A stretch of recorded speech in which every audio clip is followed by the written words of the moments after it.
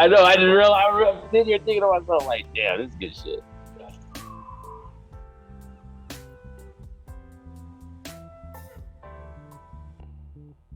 Oh yeah.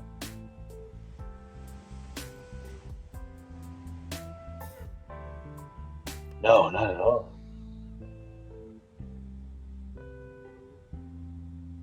I do. I really do.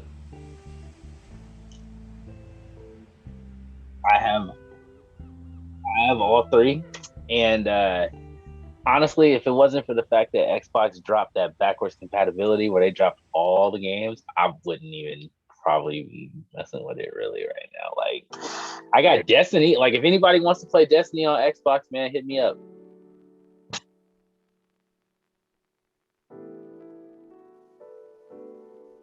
See, there you go. That's the problem, man. And that's what. Yes, that's the other. Yes. Oh my God, I was just gonna say that. Yo, if you got it on PlayStation, bro,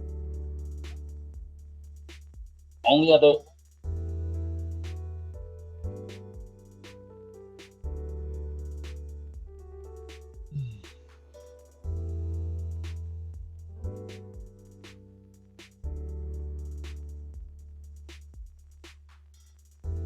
Nah, you know what?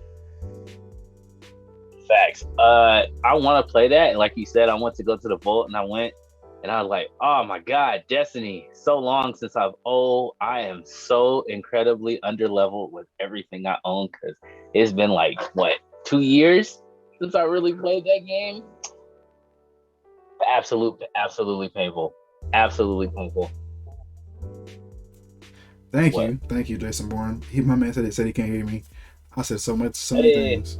But yeah, so Jason Destiny. Bourne. Thank you, Jason Bourne. Destiny. Yep. Shout out, hey, shout out Jason Bourne. That was an amazing movie. Okay, Right, hey, Jason Bourne was an he's amazing in movie. book, and I hope, man, I gotta find that on Xbox. I'll stream that like till the cows come home. That game was lit. Oh my God, Hmm. everybody was like, bro, the board I did was lame. I'm like, what are you talking about? Have you not seen this franchise, bro? Yeah, What? I mean it was solid. It was solid all the way around. You can't ask for more than that from a game. You know, No. whether a game developer makes a billion games or not, whether they make $1 million or not, they make a good game. They make a good game. Like Siphon Hey Filter, man. old ass, good ass game. Oh God, dude, Siphon Still Filter tight was ass game. fire. And you Fire. know what? All right. I think that was the first. I think I had Siphon Filter something or another, and that was the first Like game. Oh my Extraction or God, something like that. I think it was. And also, by the way, kids, just to let you know the era in which these games were made. To move was to use the left D-pad, but to strafe to look left and right, you have to use the face buttons. That's the era of first-person Oh shooters. yeah. Yeah, Yeah. yeah, you have to look up with triangle and look down with X. You have to move with square, bro. Yeah. That, Yeah. And you know what other game was really uh, weird on the controls? mm. GoldenEye. GoldenEye had a weird ass control scheme. And I didn't even think it was weird at the time. It seemed normal. Like you had to Oh play wait, with the C that's stick right. and the D pad, and then you had to switch over and then shoot or whatever the fuck, Yeah, and that's like use your right. abilities. And you know what, bro? I played that shit and I felt like I was good and shit. I felt like it was easy as fuck. And when I got back on, I was like, yo, what the fuck is going on, bro? I'm like, how did I ever play this? I don't remember any of this. Like, why is it so hard to aim, bro?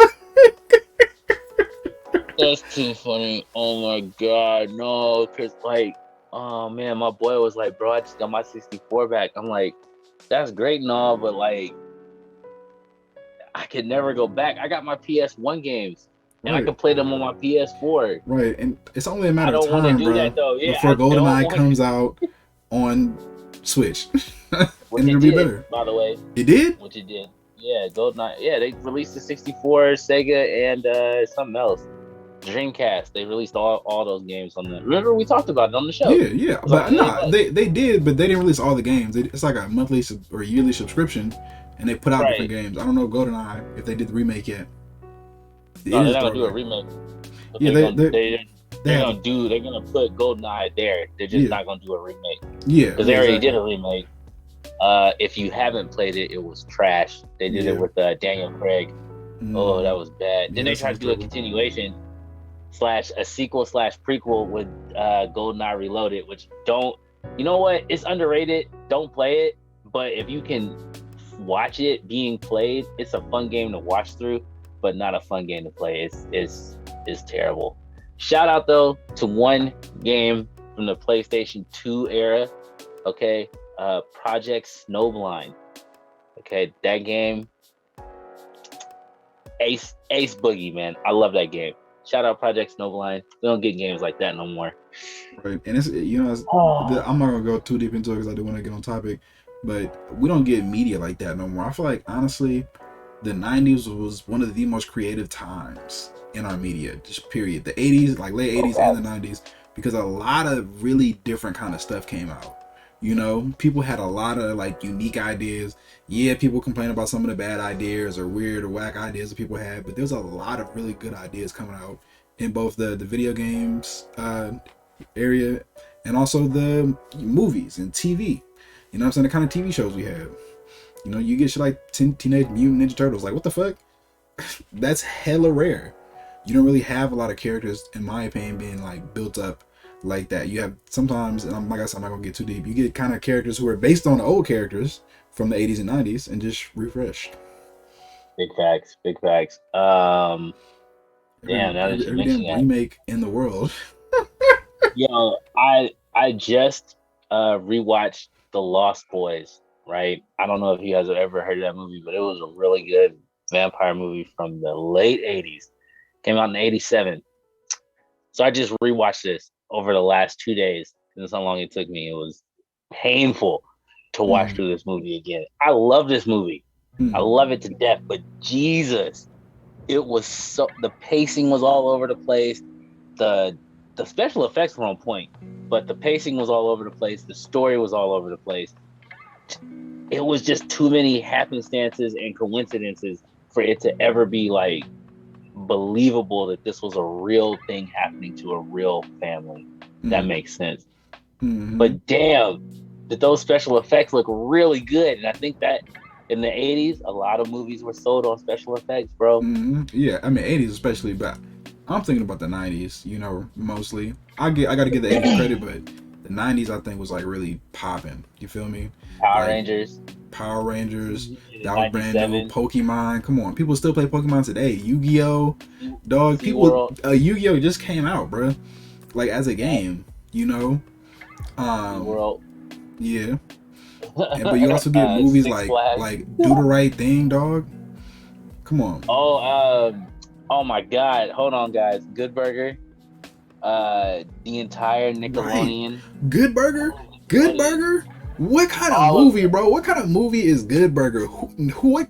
We're not making movies that are that creative, that will take a concept that's completely wild and ridiculous and make it something good. And Good Burger is the kind of movie that you can rewatch today, and it stands the test of time. I seen it the other day. And I'm like, you know what? This is still funny, dog. Hey, you know what though? That Good Burger reminds me a lot of Clerks and Waiting. You know, but way more like other '90s movies though. Yep. Just saying. Dude. Yo, we got. Okay, look, I know they call the 90s the silver age or the bronze age of comics, and I find that to be kind of offensive. I get it. Right. In the what was it, the 70s? That's when the comics were really good because everybody was on drugs and stuff. And we're trying to push agendas. They were just like, what are we going to write today? I don't know, dude. Give me some code. You know, oh, well, right. Superman's about to go to, you know, space to fight some freaking asteroid monster that shoots kryptonite out of its butthole. What? Why? Because reasons. Okay. Are you asking us or telling us? A little bit of both. Right. I'm gonna try to make it funny. But yeah, I think that the 90s was really popping though, as far as media goes and creativity goes. And I'm glad that I grew up in that era. I just rewatched House Party. House Party 3. That's where it really fell off. House Party 2 was a slap though. House Party 4, I'm like, bro, how can you go back to the same formula so many times? But anyways, Coming to America. Oh yeah, Coming to America. But what did they do? They made it Coming to America 2. Space Jam. Money. They make a Space Jam 2. Scary Movie. They make a Scary Movie remake. They make a Jason remake. You know, and Hey, you know what? nowadays we get more remakes than what are IPs. You know what I'm Yep. saying? Than like just original products, and it's Really sad, quickly bro. too, before we get on topic, just to let y'all know, Space Jam was only created because of those stupid Fruit of the Looms commercials back in the 90s. Oh yeah, they was And big on that, bro. oh yeah, Nike and Fruit of the Loom, they saw the money that they was raking in revenue from those commercials, and they made a movie and they blew up. Like, if it wasn't for Looney Tunes, if it was like Space Jam cemented Michael Jordan into the minds of every child of the 90s That's facts. and every child of the 70s, every child of the 40s and the 50s, who all grandparents, everybody, like anyone who ever saw Looney Tunes ever in their life, immediately was like, damn, now every time I see him, I'm gonna think of Michael Jordan. And what's Mm-hmm. Michael Jordan got? Shoes. Oh shit, I need to get them shoes. Like, it's so crazy, bro. You That's still about so Jordan wild to this day. to this day. But Why? they nice shoes though. I ain't gonna lie. But, They fire. But that, I mean, it's the cycle, man. It's the cycle. right. It's just, that's just crazy to me. Yeah. Like, I'm not knocking it, and I don't think there's anything wrong with it. I do dislike Space Jam 2 though, because they took the soul of what it was Mm-hmm. and they destroyed it, and I hate Right. that. I hate when they do that. Like, I don't mind if you want to remake a movie. Like, Superman Returns was not a good movie, but Right. it kept to the spirit of what Superman was. Mm-hmm. So I wasn't mad at it. You know, like, Yeah. Man of Steel was amazing in my opinion. It was. Like, I ain't I'm gonna gonna lie. be honest. Yeah, like, I don't care what nobody say. Man of Steel, like, say what you want about the Snyderverse, but Man of Steel was the one. It was, Like, and I like the Snyderverse. Honestly, I would love to see that dark future that they were, showing in the Snyderverse, because it reminds me of Kingdom Come, and I'm like, that's a dope concept if done right. I would you love know to see a what? Kingdom Come universe on the big screen. I'm not even gonna front to you. Yeah, that'd be dope. I have a thing about post-apocalyptic worlds. Days of Future Past. Look, say what y'all want about X-Men, but they got to run 3 of my favorite stories. Right. So They put fucking I'm Bishop in the like, shit. I'm like, you put Bishop, dog? yeah, you put Bishop in your movie, man. Like, oh my god, I was just like, yo, I know I you're mean, gonna die, right. but it's okay because they changed the future, so that don't happen. But Right. still, it's like, You here, oh dog? You man. here? And hold on, also too, shout out Halle Berry for redemption. Man, she came back. Because she got Catwoman because she did Storm, and then came back as Storm and killed it in the Right. rest of those movies. Right. Shout out One to of her her for best keeping performances. facts. Shout out to her for keeping that role to her for that whole series Right. until they rebooted it. Right. Like, that's fire. Like, that's respect. Let's clap it up. She deserved it. She deserved it. All right. And that's representation. Started again in the 90s. In the 90s. You know what I'm saying? There's a little bit in the early 2000s. Blade? Yes. Spawn? Blade. Spawn. Come on, yes. dog. Like, what comics are they making today? Except remakes of old stuff. That Spider-Man movie was fire, but that's a remake of a remake. And it had 3 fucking remake universes tied into one. Right? Facts. Okay. Facts. That was a remake of a remake of a remake right. of a remake. Right. Like, and now this new Batman yet again is going to go and look at the debt. How many times we gonna see these niggas go down this alley, bruh? Right. It's the same story, bro. Like, my thing is with comic books, and we're gonna get to the juicy part of the thing in a minute, but and I see your question, Jason Bourne. We'll talk about that too.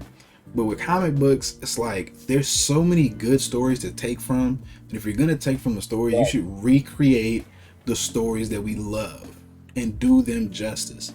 And they don't do that. And some people are like, "Would you really want that?" And I'm like, "Yes, you would really want that too." Yes. You're asking that question because you don't know the story.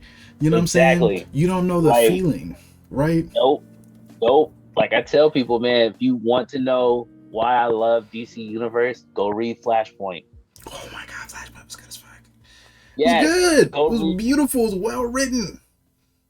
You want to know why I love DC Universe? Go read Dark Knight's Metal. Okay, like Right. as first off, Right. as Batman being my second favorite character of all time. Okay, there is a Batman that is Joker. Are you serious? I want that in my. I Right. need that Right. in my life. Right. Are you seeing And me? and you I know need what? that. He's the Okay. best of both worlds. That's the Yes. crazy part. It Like, makes perfect sense. You're like, yep, this is exactly what oh would my happen to god. Batman, dog. Yes. Yeah. Like, the Batman Who Laughs is like, oh man, Oh my god, third favorite. He hit third favorite. He hit third he favorite for me. nice. He Like, nice, and he really actually powerful. Like he's a yes. really So, compelling character. It's like so this is Batman if he had superpowers. You yes. actually you don't want Batman to have superpowers. He doesn't No. need them. He does not No. need them. Like, man, this is a Batman is guy too who fucking smart, bro. took the Green Lantern ring, and his willpower was so powerful that he forced it to kill people. That thing is, it's impossible to kill people with the Green Lantern ring. I didn't know that. I'm a comic book guy, and I didn't know that. But yeah, so his will was so great that he was just like, I'm changing that. Like, we got to go, bruh. And that was it. And I'm like, damn, that is insane. Why? Right. That's the Why power do of you have this? willpower. That's the power of Uh, willpower. Another remake though, like, come on, man, Halloween. Mm-hmm. That was the last Halloween movie they made, but they still ain't killed this regular 6 foot insane dude with a knife and a mask. Right, Yo, like you like, shot this nigga 25,000 times. You blew him up, bro. bro, You broke his legs. You dropped him off a facts, building. You smashed him, but he keeps coming back, dog. Like, come on, bro. Make something man, else, man. Do something else, facts. dog. Make something new. He's not. He's not Jason. Like, I get why Jason keeps coming back. It's the spirit of revenge, nigga. Like, come on, man. That's lit. They keep coming back to the camp. They keep closing it, and then they wait a couple years. People forget, and they bring some more people in, and then Jason goes on a killing spree again. And he keeps telling y'all, "Stay out of my spot, bro." Like, I swear, Right. Jason must Like have been I half am nigga, bro. haunting here, dog. Facts. He must have been half nigga, bro. He was over there growing that fire, and they came up over there. And them kids was like, "Yo, bro, we about to get up on this Crystal Lakes." You know what I'm saying? Jason over there got the business on the side. Y'all didn't know he had the side hustle, right, where he was just selling the Crystal Lake weed and the mushrooms, and then kids keep coming and fucking up his shit. So he's like, "All right, gotta go." Yeah, I gotta go. You know what I'm saying? Ching ching. All right. But there's a question in the chat, and I think it kind of transitions well into what we're actually talking about tonight, which is men and showing our emotions. So the question is, did you know Supes is bi? And I did know that. I did know that. Superman, there's like a bi Superman. No, Superman's son is bi. Right, yeah, Not him. yeah, Superman's son. Right, yeah, it's not Yeah. him, it's his son. And people are there's outrage about that. And I think it's like really changing characters that exist. You know, that do you want to speak on that? You want to speak about what you feel? Boy, where do we start? Let me see here. Here's my thing. I don't hate that. I just hate the fact that they're willing to skip over other characters that deserve spotlight just because a character has a big name. They want to put something behind it. That's what I hate. Like Starfire's daughter. Oh my God. Like, it is the epitome of everything wrong with comic book writers today. Okay? Like, first off, why is her daughter so just literally a walking SJW, bruh? And you like 5 years old in comic book world. How, Sway? You got political opinions? How? You over here trying to talk about the patriarchy? Are you serious, bro? What? Mother, your outfit is too revealing. Are you serious? Is her daughter really telling her that her outfit, who, by the way, let's not forget that this is the same DC Comics that created Starfire as a sex slave. All right? So, what? Oh, Audrey, why are you upset? Why are you upset? What do you mean? Do you not see this? The pandering for the money here. Okay, I Mm-hmm. hate that. Yeah, and Like, it's kind of like it's like hypocrisy. You know what I'm it saying? is. It's the definition of hypocrisy, man. These dudes will say one thing and do something different just because it sells. Right. Like, and the kids, they eat it up because they have not taken the time to sit there and read the backlog of DC Comics. This is another reason why I kind of hated how fast the Marvel universe rose in popularity. Like, in the beginning, it was unpopular to go see superhero movies, right? And I Mm-hmm. love that. It wasn't even because they were bad. You just went to go see what characters they took from the comic. Like, I'm sitting there like, wow, let's see what outfit are they going to use. Oh wow, that was the one from Spider-Man 47. That was dope. You know what I'm Right. saying? Like, Right. but that's not what it is anymore. Now it's like superhero movies are popular. They're like pop culture. They got all these super really cool actors. They put so much money in it. They got really cool special effects. It's cool now to go see a superhero movie, you know? Like, not to quote Ninja, but me playing with Ninja made it cool. Me playing with Drake made it cool to be a nerd, right? Mm. Which is kind of the exact opposite of what being a nerd is about. Like, dude, I want to be as far away from the rest of these crazy clout chasing people as I want to, but now I feel like I can't even post certain things without people being like, what does that mean? What do you mean? Mm. If you don't know, it's not for you. Mm-hmm. Mm-hmm. I hear you. I hear you. That's all I'm saying, man. And I just, like I said, I hate the hypocrisy, bro. Like, I can name 5 characters right now, right, that are already that have already been established as either gay or bisexual in their respective universe, right? And yet, if I named them, people wouldn't even know who they are because they get no type of recognition in their universes simply because. You feel Right. me? Right. And I think that the issue is that no matter what somebody's gender is or sexual identification is, they're always trying to prop somebody up, you know, or some idea or some ideal up to get people to like follow. And sometimes they're not even really tackling the issues at hand. You know, they make it kind of like a gag and not something Yes. serious, you know? And it's like they've actually talked about really serious issues in a lot of comics, such as Oh, sexuality, big facts. you know, such as gender, right? And those Oh, hell things yeah. don't even get recognition, you know? And we don't even we as popular culture don't even necessarily talk about those things. Like, you know, the character will say these things and it's just like, oh, we put it in there, we did good. And it's kind of like you said, it's pandering. And but they don't make it a point to make compelling characters, you know. They're just taking something that they've already been using and then changing it, as opposed to, or something like Superman. They're just like, well, hey, y'all got Superman, dog, so like, what else do you need?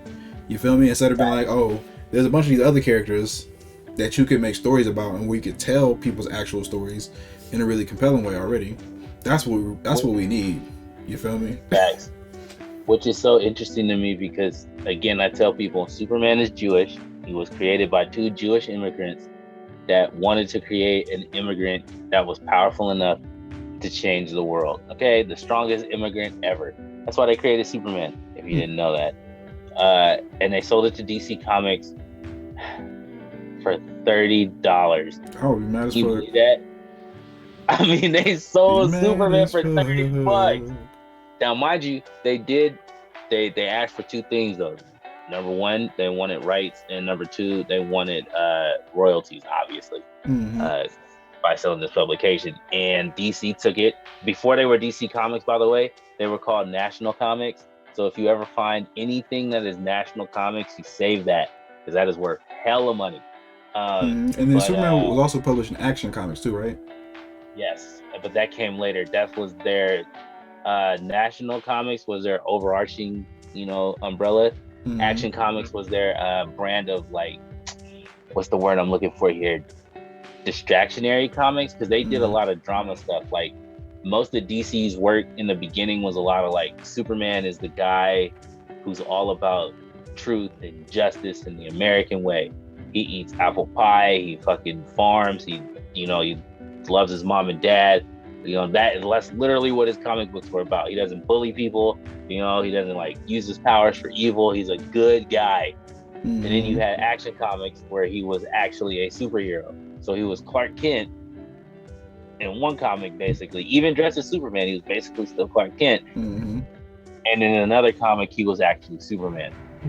So when DC Comics and them finally merged together, they became DC. When they became one entity, they became DC Comics. That was pretty much after the acquisition. That was after the creation of like Batman. They had the Watchmen. Not yet. They had Wonder Woman soon after that. They had Zorro, the Stranger, a couple other ones. And Zorro was not really an American comic, and I say Zorro, but they didn't really have Zorro, right? He was just inspiration, which was the inspiration for Batman. A mix of Zorro and Dracula. Okay. That makes sense. Yeah. I mean, I think comics today, there are some good ones, there's some bad ones. They just make way more comics today, I feel like. And there's just a lot of misses. And they're just they seem like just throwing shit out, trying to find something that sticks. Now, on to today's topic, though, about masculinity. One of the things that I'll mention right quick, since we talked about Spider-Man. When Gwen Stacy died in the comic books, that was the first time a character died and never came back. So that was the first time that Spider-Man ever really like cried for real, right? And he was like really messed up for a good while, right? And it was interesting because Peter could not be sad, right? Because Peter only knew Gwen in passing. But Spider-Man was Gwen's boyfriend, and people knew that. You feel me? Right? So it was a boy, that was some crazy shit. So like, villains got to see Spider-Man cry, which was interesting, and they didn't know how to handle that. Like, nobody really knew how to handle that, right? Because it was like, well, what are you doing? It's like when Superman died and Batman started crying. Everybody was like, what the is going on, bro? Like, you're the only person here who literally never cries. Right, over anything. Like, you never sad, bro. You never have any emotions, but now you cry. And and I think that kind of stuff is good writing. And I think that's what we need more than anything. More than just characters who are black or who are gay or who are any other kind of thing. We need good writing that's compelling, that tells human stories, that kind of allows us to feel, right? And so for the title, I put like, are black men allowed to cry? I think honestly, in popular society, no. Would you as a man? Absolutely for me, not. I feel like I can't cry. It's crazy. Jason Bourne said he's comfortable crying in front of people. I'm definitely not comfortable crying in front of people. Straight up. All right. I can cry in front of someone. It depends on the situation. Like, if it's one of those things where it's a time to be sad, for sure. If I'm angry, nah. I'm gonna say I cry when I'm done killing, bruh. Oh man, yeah, man, right. And if it's a time to cry, I guess I cry. But damn, it gotta be some crazy shit. I haven't cried in a minute, for real. Nah. I'm holding on to 44 tears right now. I've been holding these tears since 1997. God damn. My man said, I need fuel for the jet. That is not my emotions. Like, right. These tears that didn't crystallize, bro, and I'm using the crystals for fuel, dog. My man said, I'll be damned if I ever be one of those cats who's gonna get what is that? If they ever need my tears for fuel, y'all shit out of luck. Right. Not me, dog. Y'all got to cry some more. Facts. I guess we trapped. Well, I hope y'all. Here's my dog, and this is when my dog died. Damn. Man, but sometimes though, I do feel, and I feel like occasionally there have been times when I've shed a couple tears. But what really does it for me is when I can get media that I can relate to, that relates to things that I feel, like sadness. You know what I'm saying?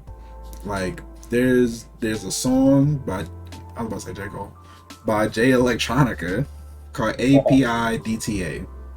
and he talks about losing his mom. Right, I lost my mom too, and his story feels very close to my own. You know what I'm saying? And it's hella sad, makes me want to cry, feel all my feels and shit. But I love listening to that song because I relate to it. You know, and I feel like personally, that's a way where I can feel my feelings. You know, and feel comfortable. And the same thing with Spider-Man. Like Gwen Stacy dying is like that, bro. But even in this, I ain't gonna do no spoilers. I'm just saying.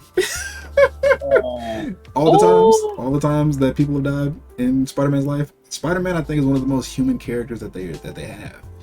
That nigga feels a lot, dog. He be going through the fucking ringer. You really do. And then and then at the end of the day, it's like no matter what he does, he always gets the stick. Like, and it's not. It's throughout all dimensions, all Spider-Mans. It doesn't matter who they are. They all live. Yo. Okay. 1 second. Alright. I'll fill some airtime. Yep. So yeah, that's personally how I feel about it. You saying Spider-Man gets stick, and I like Spider-Man because Spider-Man is a positive character. You feel me? And Spider-Man, no matter what happens to him, he tries to take it with positive light. And he has a lot of things happen to him in multiple dimensions, as he said. And kind of what comes up for me is this song by Jay-Z. I can't see the song cry. You know what I'm saying? I can't see tears rolling down my eyes, so I gotta let the song cry. And I think sometimes it's like that. Sometimes, you know, myself even, I gotta let the song cry. And I don't necessarily feel comfortable to cry in front of people or show emotions in front of people. And that's partially how I was raised. But I feel like I kind of like being like that, you know? And I feel like sometimes people question my like of that. And I think it's good to question everything. So I question myself too. But I'm at terms with how I feel and how I deal with myself emotionally. You know, my issue is not whether I feel my emotions. Because even if I don't express them, I still feel them. I still acknowledge them. And for me, that's enough. And for me, that's the most important part. You know what I'm saying? I'm just not expressive on certain things. To be real. I will say that, yeah, one of my flaws is that I have a problem expressing emotion. And I know where that comes from. Like a lot of people, they say that, oh, you need to find the root of your problems, right? And that'll help you overcome them. And I tell people, like, yeah, that's cool. That works for some people. It works for not a lot of people. But I really took that to heart. And I was able to really, like, you know, do a lot of soul searching, which is important. Every man should take time to search his own soul, you know, like real shit. And yeah, once I got to the root of that issue, it was very easy to, you know, 86 that. And now I can express myself. Oh, the only thing is I don't want to. I mean, I think that's what it is for me too. I don't want to be vulnerable, and I'm gonna keep it real. For me, vulnerability for a long time is weakness. It's like a castle. You think of it, if a castle is vulnerable, that means vulnerable to attack, dog. I'm not trying to be vulnerable. Let me ask you this though: do you think that strong men can cry, or do you think that weak men cry? I think that both weak and strong men cry. The strong men can accept that we all have to cry sometimes, and that we all will cry sometimes. Weak men. I'd say that. I'd say that. I knew somebody, man, and they told me that somebody they knew wouldn't cry around them, and I was like, that's insane. Right. Like everybody should cry. Like I would cry around my kids for sure. Like your kids should be able to see you be vulnerable because, again, children, like I can't stress this enough, are so easily molded by the things you don't do. It's not the things that you do, it's the things that you don't do that really shape your children. And if they can't see you be vulnerable, they can't see you cry, they can't see you hug your wife or your significant other, you feel me? like they can't see those moments, they'll never internalize that as these are positive reinforcements. These are things that I need to do in my own life, you know. Um, that so that's important for me. Like I 110%. I cry in front of my sisters all the time, for sure. You know, and it Yeah, helps and reinforce it helps them reinforce that, yeah, you know, not all men are hard and unbreakable. You know, men are right, vulnerable and we have emotions and we can share emotions, and it's not wrong to feel a way that you feel about someone or something or a right, situation. If there's things in this world that we cannot control, and you are okay to be upset. right. That is correct. That's correct. And you know what's interesting? First of all, I want to say welcome to the man, Age Zilla.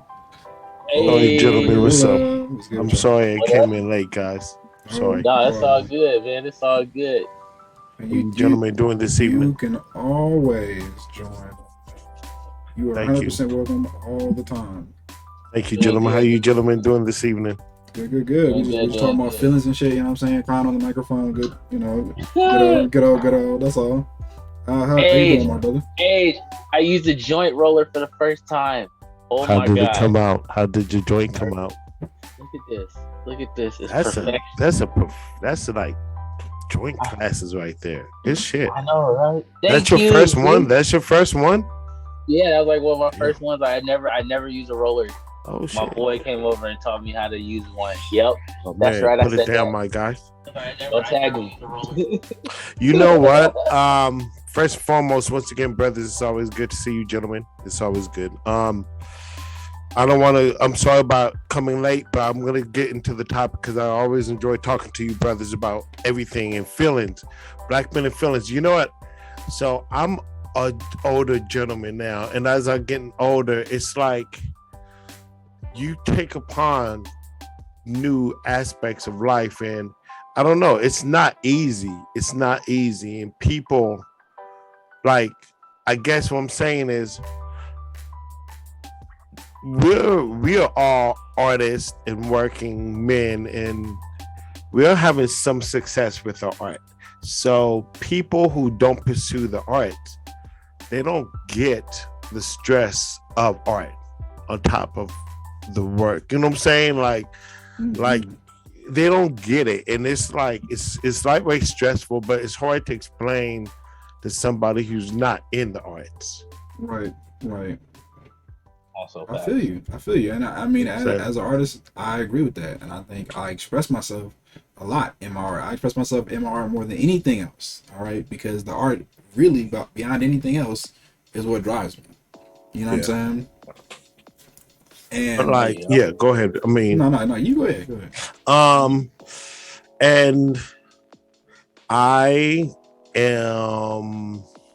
It's been successful. I've had some successes, some successes, and it's not like always about money, but it's been like some great moments. But then it's like, um, it's been stressful too.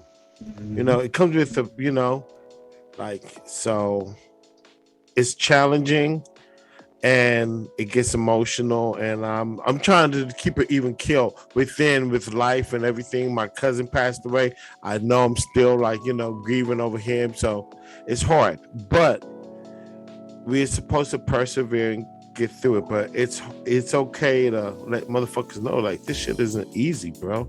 Yeah. It's fucking on top of your work and everything. Yeah. Yeah. That's facts. That's facts. And that's what me and Noir King were just talking about. We were talking about how we express our emotions. You know, like myself, I feel like I'm in touch with my emotions for sure, but I think I'm definitely not expressive necessarily of my emotions, and that's something I've been working on over the last year and a half. You know what I'm saying? Is to practice expressing more, being more expressive for those things. Yes.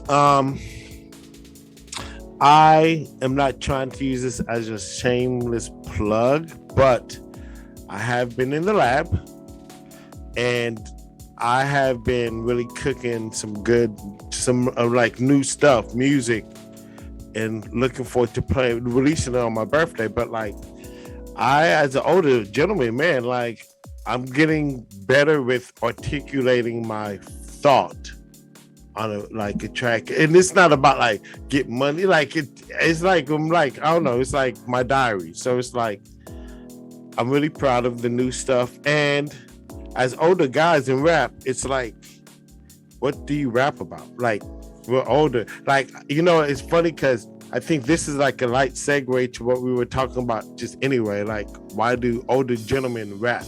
Mm-hmm. Like Right. we're all like get on the mic, but at a certain age, what do you rap about? Right. That's a good question. Big facts. Big facts. Yeah. I mean, Because you can't walk. Go ahead. Yeah. I was gonna say you can't rap about the catheter bag. That ain't cool. No. Ooh. Right. Peep the video for that. Ooh, right. Just in the club and stuff. You know what I'm saying? With the bag. With that bag and shit. Oh, Like, damn, shit. boy. Then it leaks a little. Right. Ooh. Yeah, all the girls. Yeah, get nasty. Yeah, like you're just so rich they don't care. We'll accept you with the catheter. Absolutely terrible. That's Right. foul. I don't know. As I get older, you know me, man.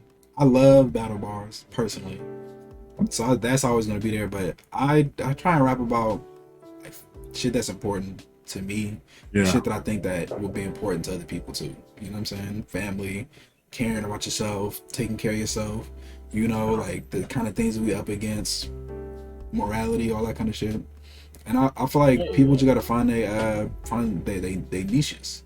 Like what are the important things in your life, and what are the kind of things that we should be focusing on? Because for me, music is always about two things, and good music, right? I don't even want to listen to bad music or mid music, and those two things are about content, all right, and creativity.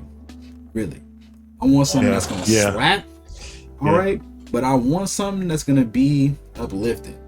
Whether the story is sad or negative or not, it could still be uplifting. You know what I'm saying? Honestly, I think one of the greatest expressions of creation in hip hop was Common's Go. Like, you can listen to that anytime. When you're sad, it makes you happy. When you're happy, it makes you want to go dance. Like, come on, how you not loving that? Like, damn. Even when I think about it now, I'm like, yeah, that song is hit.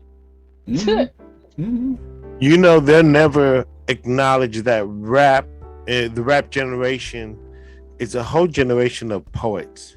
Like they don't ever say or acknowledge us as, look at what rap has inspired. All these kids who are like, as soon as they get like a little conscious creativity in them, start writing rhymes. That's true. Saying like, I mean that's so powerful, right? It is. Yeah. And look, our people used to pass information through rhymes all the time, and we still do. Yep. And let's not forget that that's imbued in rap. And let's not forget to make that intentional. You know what I'm saying? Hey. That's powerful right there. Yeah. Our type of game has been given in black music. It's some hippity shoopity doo-wop. You know what I'm saying? Yeah. No, that's facts. That's facts. Oh my God. But let's shout out those rappers like Lupe Fiasco right quick that do make raps that are on like an emotional tip. Who was it? Chingy? Who was that? Bobby Valentino? Jay-Z, Benny Siegel, Jay Electronica, Jadakiss. Yeah. Shout out to Open Mike Eagle. My boy make bangers. Shout out to Quell Chris. Yeah, Quelle Chris, man. Quelle Chris. He's a talented, and his videos are sick. He does his own videos. Talib Kweli. Hey, that's crazy. But I knew that Chris was a real creative dude, so it makes sense that he does his own videos too. But his videos is fire. A shout out to Blowfly and Rudy Ray Moore. Yeah, because they're rap. That's what rap came from. Even though, that's some wild shit, right? Yeah, straight up. Shout out to the Last Poets too. Yes, Last Poets. Gil Scott, come on, dog. Yes. Come mandatory. Come on. Mandatory. Come on. That's good. But so look, check this out. I'm gonna bring it back towards emotions. Please. So with emotions, right? I know myself, but and I can talk about what I feel. But I really don't even like to show it. I'd rather not show it. I feel way better as a human being not showing my emotions. And we talk sometimes kind of about like being more soft and sensitive and gentle, and I try to be those things as much as possible. But the part of me that I think that I enjoy myself the most is when I can be hard. You feel me? And I really love being hard. And for me, that's the other side of this equation. It's like we weren't allowed to cry, and I kind of took to it myself, not crying or not really showing, not telegraphing emotions. You know what I'm saying? I mean, so that's interesting because like I grew up in an environment that was very non-catering to sharing of emotion. It was almost looked upon like, why are you even telling me this? Like almost a how dare you type of moment. Like how dare you feel? I'm like, damn, all right, well, I guess I'll just die in my own emotion and shit. Cause I don't know, like Get your emotions out, my nigga. Speak your mind. No, dog. speak your mind, my nigga. That's why we here. I mean, I don't know. Come on, please. I don't like to sit here and rag on the single mother dynamic because I know that there's situations that can't, be avoided. People get widowed. Crazy random shit happens. Fucking, women run away with kids and shit. Crazy stuff. So I can't sit there and just be like, all single mothers are bad. That's because that's not true. But I definitely understand that without having that male figure there, male father figure there, to also help have emotional, like male emotional balance, that would be cool. That would have been cool. I will admit that.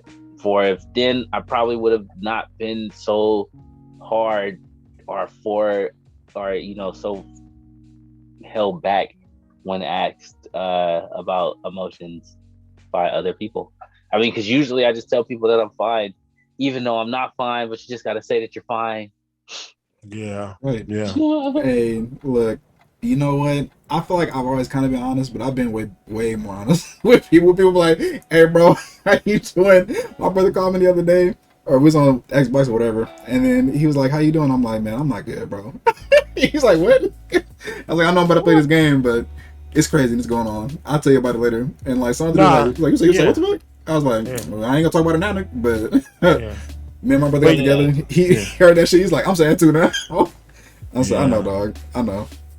I mean, it's a rough time and everyone's going through it. But like, I actually was talking about this with my coworker. Like, everyone's going through it today, but there are those that have a little bit more grip of reality than others, not much by much, and people go to them for stability or advice and shit because it's so fucked up. And it's like they look to you for like, you got your shit together, but you really don't. You know, bro, I'm fucked up too. Right, I'm just as fucked up as you. I just keep it together. You know what I'm saying? Right. But then in my household, it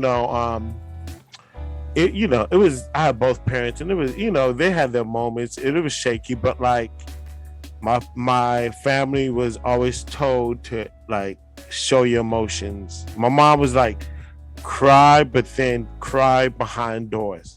Like, if you gotta cry, get it off. But you remember, stop crying eventually because you got things to do. Right. So she taught me that. But and then, seeing death, my grandparents passed away and all the death I've seen, that shit really has gotten to me. And I've felt like not speaking about it to a degree made you actually stronger. But then I was also encouraged about speaking on it by hip hop. Like, hip hop showed you emotions was cool. At least for me, like, I need love. I need love was like, oh shit, and like love is gonna get you and shit like that. You know what I'm saying? Like certain songs is like, oh, you can be a thug and have a little love in your heart. I'm saying so. And speak about it though in a certain cool way. So as I've gotten older, I know I'm an extremist. Like, if I like you, I like you. If I don't, I don't. And it's like, I don't feel like I'm violating nobody if I don't want to fuck with you, because people Right. don't fuck with me. Right. And Yeah, sometimes people, like people I don't fuck with you over some little look, shit. like I look, I've been cut off. I feel like I've always been a good dude, but like I've been cut off in some real shady ways, and I'm not gonna go into that in detail. But if I've been cut off so many times, like I'm like, fuck it. Like at this point, Right. I'll cut you off. You know what I'm Right. saying? And I don't mean to be, but see, that's not trying to be an asshole, but No, I can't I'm fuck just with the trying to bullshit. protect myself. Yeah. Like I see what's coming down the road. I'm getting out the way right now. Big facts. And I think that is a big part of men's culture. I think when we get into men showing their emotions, right, we got to really talk about ways that men show their emotions already. You know what I'm saying? Because we do show our emotions, but I feel like a lot of us show our emotions a little bit differently than kind of what we may be expected to do. You know what I'm saying? Or society expects it to look like. You feel I was me? gonna say, do we think that, just throwing this out here, Hollywood has a very interesting way of depicting emotions in males, especially black males. Whenever we express emotion in movies or TV, it's always either super to the nth degree, right? AKA a great example of this. Everybody hates Chris, Julius. His I need to save money ass attitude, right? They were like, this is black fathers. This is how black fathers act. Absolutely not. Or you get characters like LL Cool J's in the house, who was just really smooth, really like, yeah, I see that you sad. Let me come and help you. Like, that's always what we are portrayed as in TV and in movies. And when you look at other characters, like, I don't know, let's say Tim Allen. Tim Allen's funny. Tim Allen is a man's man because Tim Allen does hard work with his hands, and he drinks beers, and he tells his sons how very good they are and how great they are and how much fun they have together hanging out and shit. But you don't see that in the black family shows. Like, if you go back and watch them, how many times can you remember hearing somebody in like I don't know, what's a good one? What was that one that Will Smith and Jada wrote about their life? Damn, they always talk about their life. What was that movie? What was that show? Whatever it was. They had a son in that show. They almost never told that kid you did a good job. It was always, hey kid, go to the, try it again, or wow, that was okay, but I bet you could change it. That's every single black house. Like, even Family Matters. Like, they were like, yeah, that was cool. Even the Cosby Show, that was really good, Denise, but I bet you could rewrite it. Right. But I mean, so, Age, you had your dad in your life, but do you feel like black fathers can be that way though? Because I mean, I don't know if my dad ever told me. He didn't really tell me like sweet things like that. He was like, oh, great job.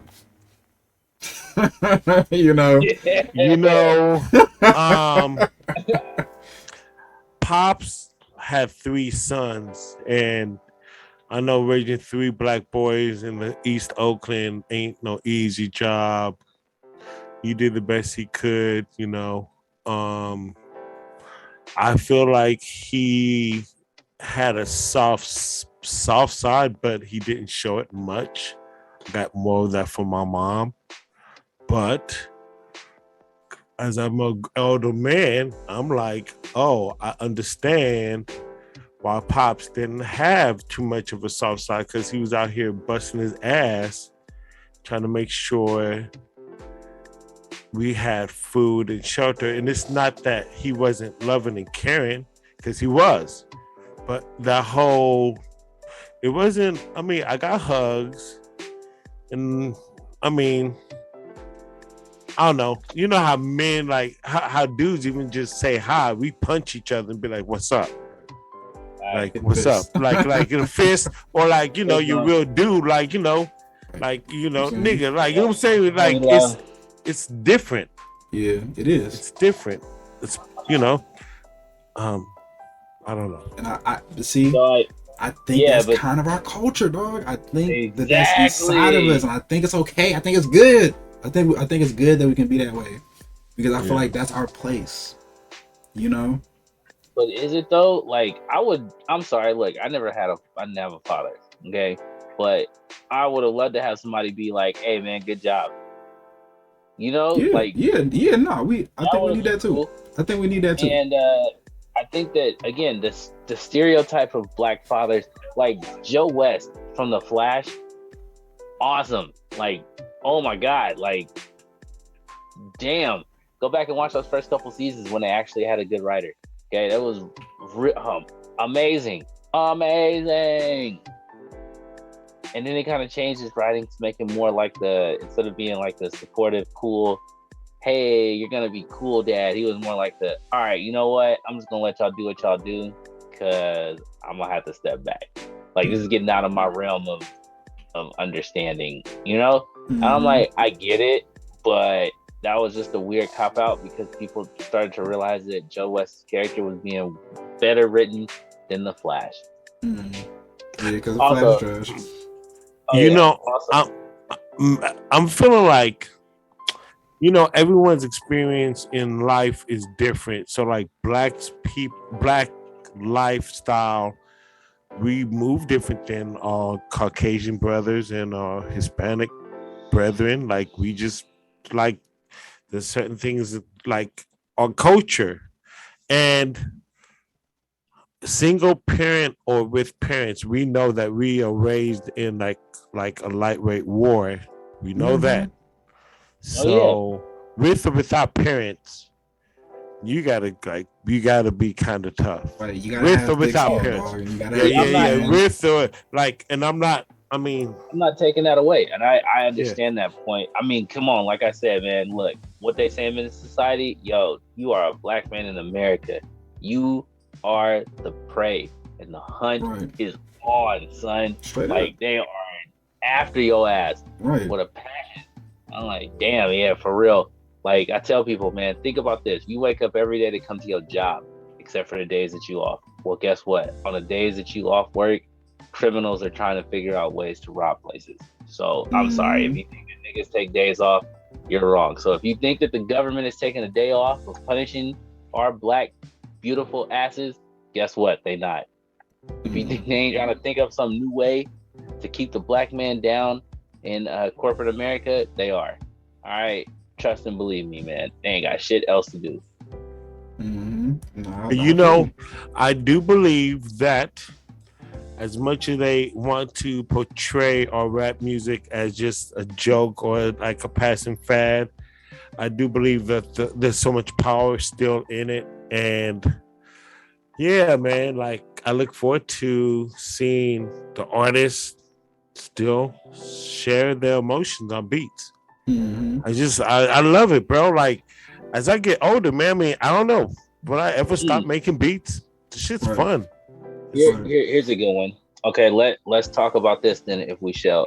Two instances, right? Okay. Antonio Brown got emotional and ran off the field. Stripped his clothes off, and everybody was like, "Damn, man, I can't believe he did that. That was so unbelievable." Like, oh my god, people got on his head for that. Right? Tom Brady retires, niggas is crying. Like, people is literally sad. Hold on, somebody almost had a mental breakdown. Literally walked away from almost over $250,000, over almost $250,000. He walked away from. And we ain't sitting here like, damn, this nigga, we ain't trying to get this dude some help. Right. No. But we gonna sit here and like cry on Tom Brady, but we just gonna let Antonio Brown just run off into the sunset, right? And nobody gonna cry for that black man. That's crazy. Right. That's crazy. Right. Like, man, I ain't saying that he deserves 5-star treatment, because at the end of the day, you have a job to do and you are responsible for doing that job. Period.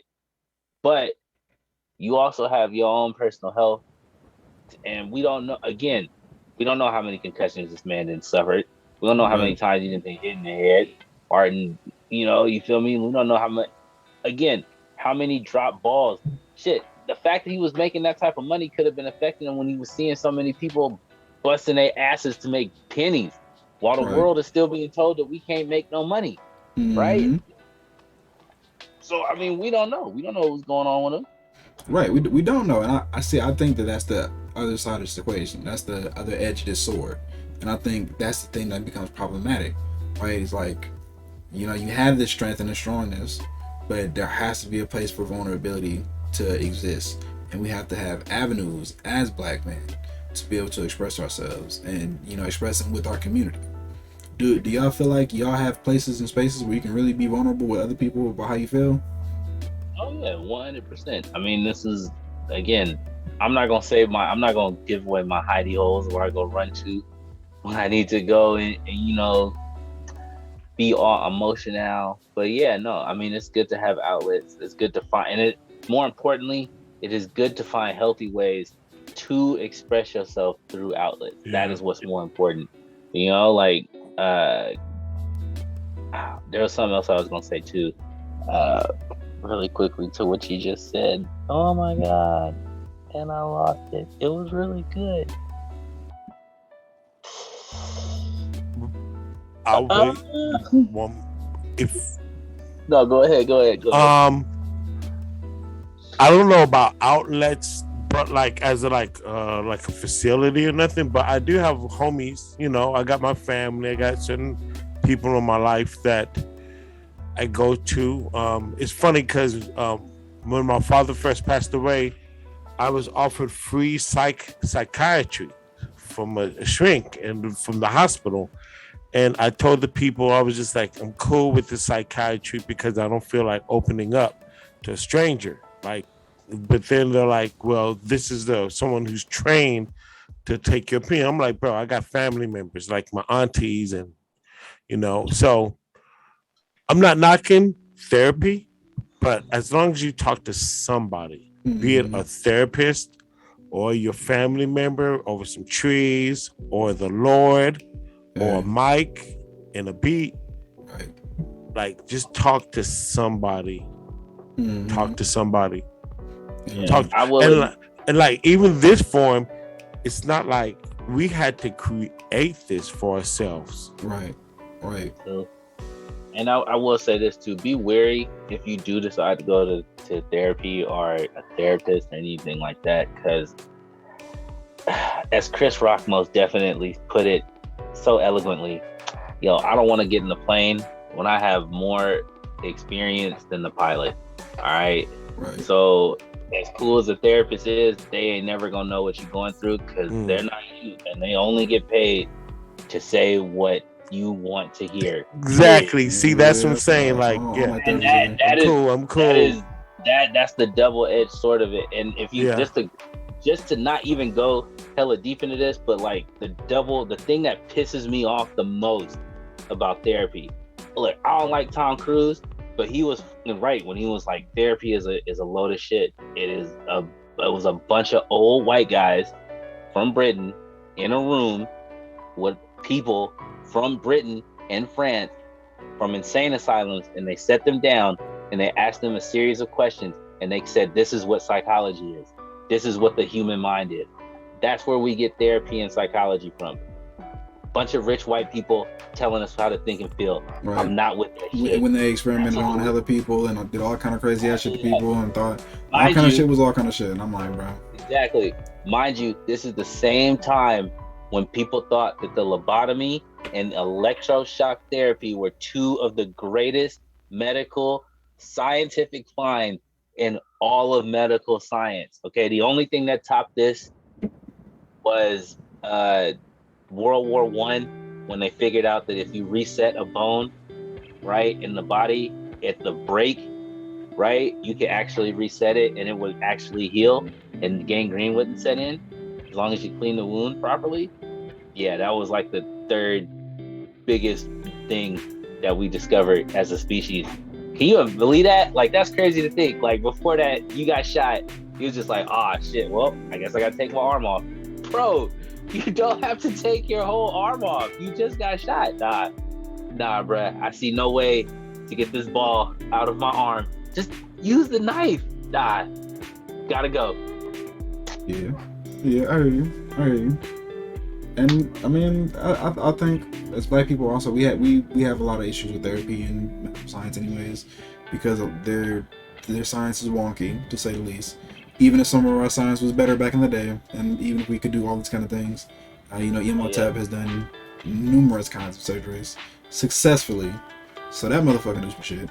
Alright, but I think But what Age said is true. You gotta have some place. But go ahead, Age. but you know Yes, what? absolutely. We're also some guys who have somewhat of a grip on reality, even though we still need to check in with somebody. But there are a lot of people who don't have even this much of a grip, and that's Right. when you need. I mean, like, I'm gonna just say, um, I feel for those without art or some type of expression. Like, I can't Yeah. even imagine what it's like to have a life with no type of expression, be it drawing or like you don't do any type of creative anything. That's true, yeah. You know what I'm saying? Work That's and, you just and work nothing and come. else. You just work and come home You don't and even like you don't even take photos and nothing. You just work and come home. Yeah, that's crazy. Right. Right. And I think maybe it's something to be said for human beings, because I feel like we've always created art, and art is not something that we've ever needed, right? Cave And- paintings. Right, cave paintings, all the pottery with all the designs on it, you know what I'm saying, and just elaborate designs on uniforms or costumes. Like, even take it back to Africa, when they were with the spears and the shields. They have shields made out of different material. They have shields with different patterns on it, like paste and things. And that's all creativity. That's ways of expressing yourself. You know what I'm saying? You Yeah. had banners, you had designs, and Hey, but that's so sick how you say art is something that we've never ever really needed, but we always needed. no, I Like mean, we think about like it. you like when people make dope art, it's like they just do it. mm-hmm, The first real, they say, from what they say from studying these cave paintings, they say that the first real communication that was ever done was the love, like holding hands. Basically, was like our first real love language. How we know this is we found cave paintings of two overlapping handprints, like one large and one smaller, right? But it's in caves where we found bones of both Neanderthal and early Homo erectus, which is what we are. If you, yeah. So yeah, love is definitely a language that has been around for a very long time, along with, like you said, art and expression. Now, again, here's something also interesting. Did you all know that human beings are the only creatures on this planet that can communicate even if we lost our senses? Like, if you, for instance, were to lose your sight, right, you would think, oh man, I wouldn't be able to communicate. But if someone took your hand, right, at this stage in your life, and they drew objects in your hand, you would know what they were. You wouldn't need to see. If you lost your sight, right, people wouldn't, or if you lost your hearing, people wouldn't need to talk to you. They could just draw out or write out whatever they need to say, or do for you. This is why we are, again, so adept. We were able to outlive the Neanderthal because we could hunt in packs, and running upright made us look larger to predators, which is why our babies didn't get snatched up by eagles. That's dope. Why That's we actually don't dope. why we don't look up. I bet you didn't know that, but no human being looks up on Right. purpose. And Right. there you go. We That's just wild. look forward. I tell my Yep. partner that all the time. Like if you look up now, then you'll notice a lot of things. But most people Facts. don't look beyond this. We also don't really look down either. We just look straight forward ahead. Yeah. Yep. Because we used to be prey, Like and too, now bro. that we not prey, now we not prey. We don't have to do that. We don't have to scan around. We used to just literally like those beer cats that you be seeing when they come up. They're like, Nah, but you know what? I still You know be like what? that, dog. I ain't gonna lie. No, bro, we are prey now. It's a different Right. type of war, bro. Look, I don't sit Bro, with, you gotta keep my your- back turned toward Man, the door, boy, bro. my I like the eyes fuck be out the so doors when I get in the shifty. house. My eyes be so Yeah, shifty. Like, whoa, Bruh. man. Like, I know there's facilities I would go in and I gotta scan that shit over like the Terminator. Like, before Bro, like you can get comfortable. I'm scanning everything. I don't care where I'm at, Everything. dog. I'm not getting comfortable nowhere. I'm not too comfortable. I barely get that comfortable in my own house. All right. Yeah, I sleep with 2 ears open, just listening. yeah, man. Anybody This sleeping? nigga I listen to definitely it, man. with 2 ears open. It's a different Yeah. prey though, different world. Right. Right. Nah, I feel you on that, man. Definitely growing up again in Oakland definitely made me keep head on the swivel, bro. What they say, sleep with one eye Eye open, bro. open, Right. boy. Right. One eye open. And you know what I thought about the other day? It's kind of random, but I thought about how brothers in the hood listen to music, right? Including myself. And we got a phone, we got a speaker or something. We might have a backpack with a speaker in there or some shit like that. But you never really see brothers in the hood listening to music on headphones. Okay, we ain't listening to music on headphones, bro. We ain't talking to people with headphones on, bro. Look, Yeah, I got one headphone on right now, and the other ear open, right in my own house. Big bags. Big bags.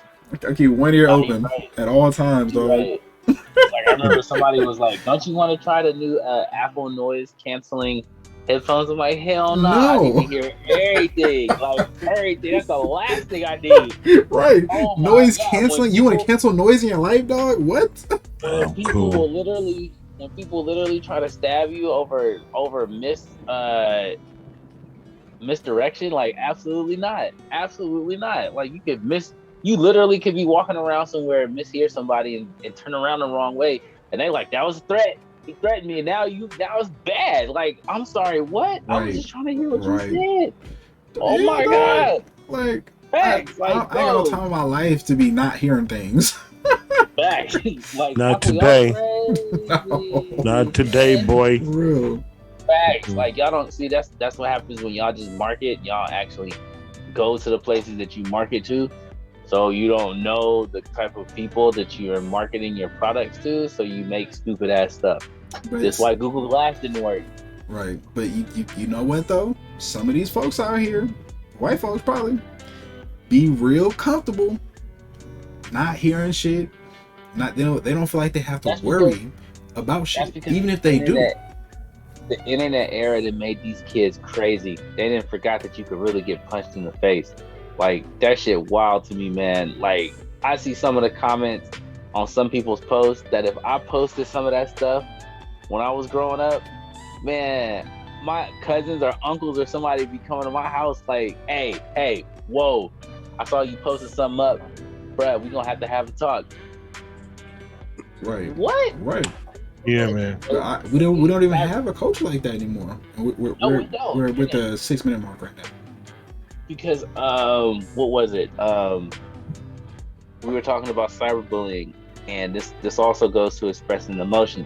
Okay, a lot of people say, "Oh, well, you know, I had to unfortunately game over myself because I was cyberbullied," and I'm like, okay, look, that right there is because somebody never taught you how to express yourself outside of the computer. Mm-hmm. You know, you were either getting bullied or something was happening to you in real life, and you ran here to this virtual space because you felt like it would help you get away, and it didn't. It just made it worse because unfortunately, no one has to see you on the computer. Okay, like no one. Mm-hmm. And they can say whatever they want to say to you, and they can say, and they will, however they want, and they'll say it however they want to say it. I mean, kids who would never in a billion years say anything to me in real life will call me the N-word on Call of Duty or anything because they feel because they're safe. I mean, yeah, they're safe behind it. But you know, I know that people are feeling some way today. Please go speak about it again. Like, please get help and speak. Find a venue, an avenue to get these things off your chest, because we're all going through it today. We're all going through it. Like, there's nobody above some type of stress today. Be it from Corona, be it your kids, schools being shut down, be it your job. I mean, everyone is going through beat the 49ers getting smacked over the weekend. Right. Boy. I ain't even gonna lie though, man. I'm kind of excited. I think the Rams gonna take it. That's what everybody says. Yeah, I'm because I just don't. trying I to don't watch the see. halftime show, bro. That's it. Oh, I'm Yeah, if not the really watching. halftime show Carolina, looks like it's gonna be smacking. I'm Yeah, if gonna keep it real. I ain't Carolina even watching no wins, football, dog. I thought we still yeah, boycotting. thanks. Ooh, if Carolina wins, I'm gonna die. I will. yeah. I will. I will. Cincinnati. I'm sorry. I will literally die. Because the Mm-hmm. Bengals, like who, Right. who, When we like all fucking knew that the Chiefs should have won in the first place. facts. Nah, Patrick Mahomes, he did. He quit. He quit. He stood there. Like I Dog, it watched that shouldn't even game. been that close. It shouldn't have He stood even there. been that close, dog. He They was stood there. whooping He was their like, ass. There's no he way, didn't give bro. up. He choked. He choked. I feel sorry for him too because like his family, man, his brother and his wife, they like fucking his whole life up. They again, people don't understand, man. That image offside the field really hurts you harder than what you do. That hurts you more than getting hit. Like man, shit. Especially if you can't do nothing to bounce back from it. Like look at all Mm-hmm. those players. Like again, like I tell people, the NFL is worse to me than the NBA because Mm-hmm. in the NBA you only get a certain number of people who sit on the bench, and even the bench riders will get a chance to start.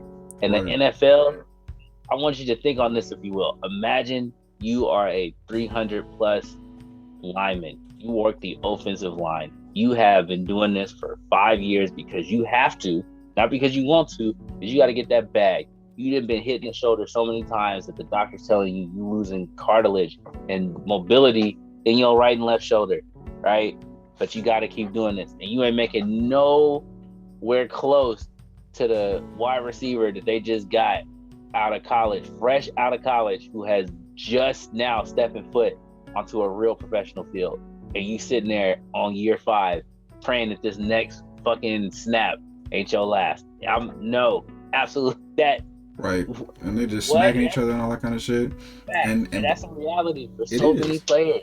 But that goes back to our topic. And a lot of the players are black, first of all. And then Yes. second of Yes. all, where is the space in popular media for them to be vulnerable about their experience? Well, you can't be. There's no crying in baseball, right? You know what, guys? You know how? What about a podcast for crying and hip hop? Like, what if has there ever been a podcast that for like disgruntled rappers? Disgruntled rappers. Like the rap game is iffy with me and I want to quit. Like I don't know. Nope, none of that. I mean, Yeah, but will we even Like hold like like space? like like a whole space of hip hop 101 disgruntled rap like a bunch of like if you want to quit don't know why I'm still doing it. I want to Like quit. My wife. AA for rappers who quit the game. Yeah. Like, I quit rapping 3 times. And, I still come back. I can't leave it alone. the other day I was thinking about a music video and No, yo. I mean, but like, I mean, the rap game has all type of gripes. Like, come on, man, motherfuckers be like, yo, my money for my budget or the rap or like, do I right, get these Isn't school books? right. isn't like isn't the RZA still making beats? The RZA? Yeah. Yeah. There you go, right there. The, There you go, right there. That nigga ancient. Look, I love he a legend, Wu-Tang. dog. He is, but that's again, nigga. You have lived long enough to be a legend, and you still try to do shit. Enjoy your time. Take your money. Go home. Sit down, and you know. But then again, That's what it's really about. But he ain't had no controversy. I think RZA was cool. I know that's what I'm saying. That's why I love the RZA. He's one of my favorites. But like, that's like That's AJ same with said. Ice Cube. What do you do when he just dropped? He was on that one song with E40 and Big Subwoofer. That shit was dope. Yeah, it was. But Dope. no, I was gonna say, Age, though, that what you just said. Then you go home and what you do? You just sit around and you make beats all day. So what do old people make beats on? You know, like and why? And like it's so. So then I guess the question would be: is when does expression really go away? When do you lose it, or do you lose it? Should you lose it? And if you lose it, should you fight to get it back? What age do you stop rapping? Damn. When your yeah, jaw breaks. right. Come on. Then you gotta write raps for other people. So, Ghost you Riders. Like when I die, they're gonna be spitting raps in my wake or whatever. Hey man, look, when you die, I just want you, don't pull a Prince. Release all of your unlisted music. Right before I die. Hell yeah.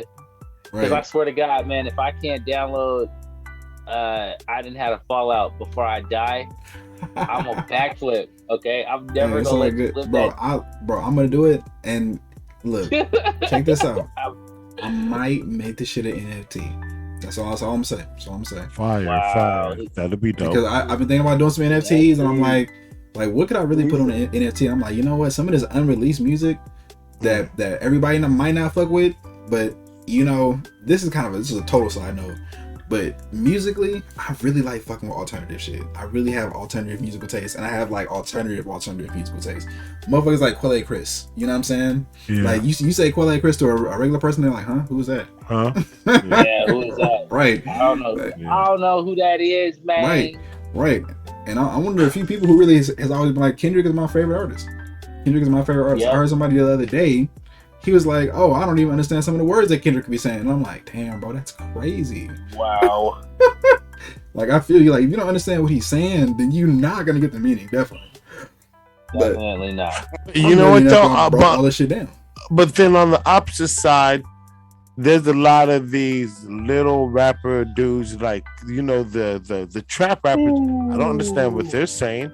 Yeah, but them be So, saying But that. they you can't understand them AIDS because all they do is pop pills, bro. Yeah, Right. but I think that's the same non-understanding from you're on the more the lyrical, miracle, spiritual side. Like that's what we like, Right. and the other ones are like pill popping. Yeah. You know, I heard somebody Ti was it? He was like trying to defend mumble rap on some show. Like he was like, yeah, you know what it is that these kids in this trap music, they're just singing about what they know.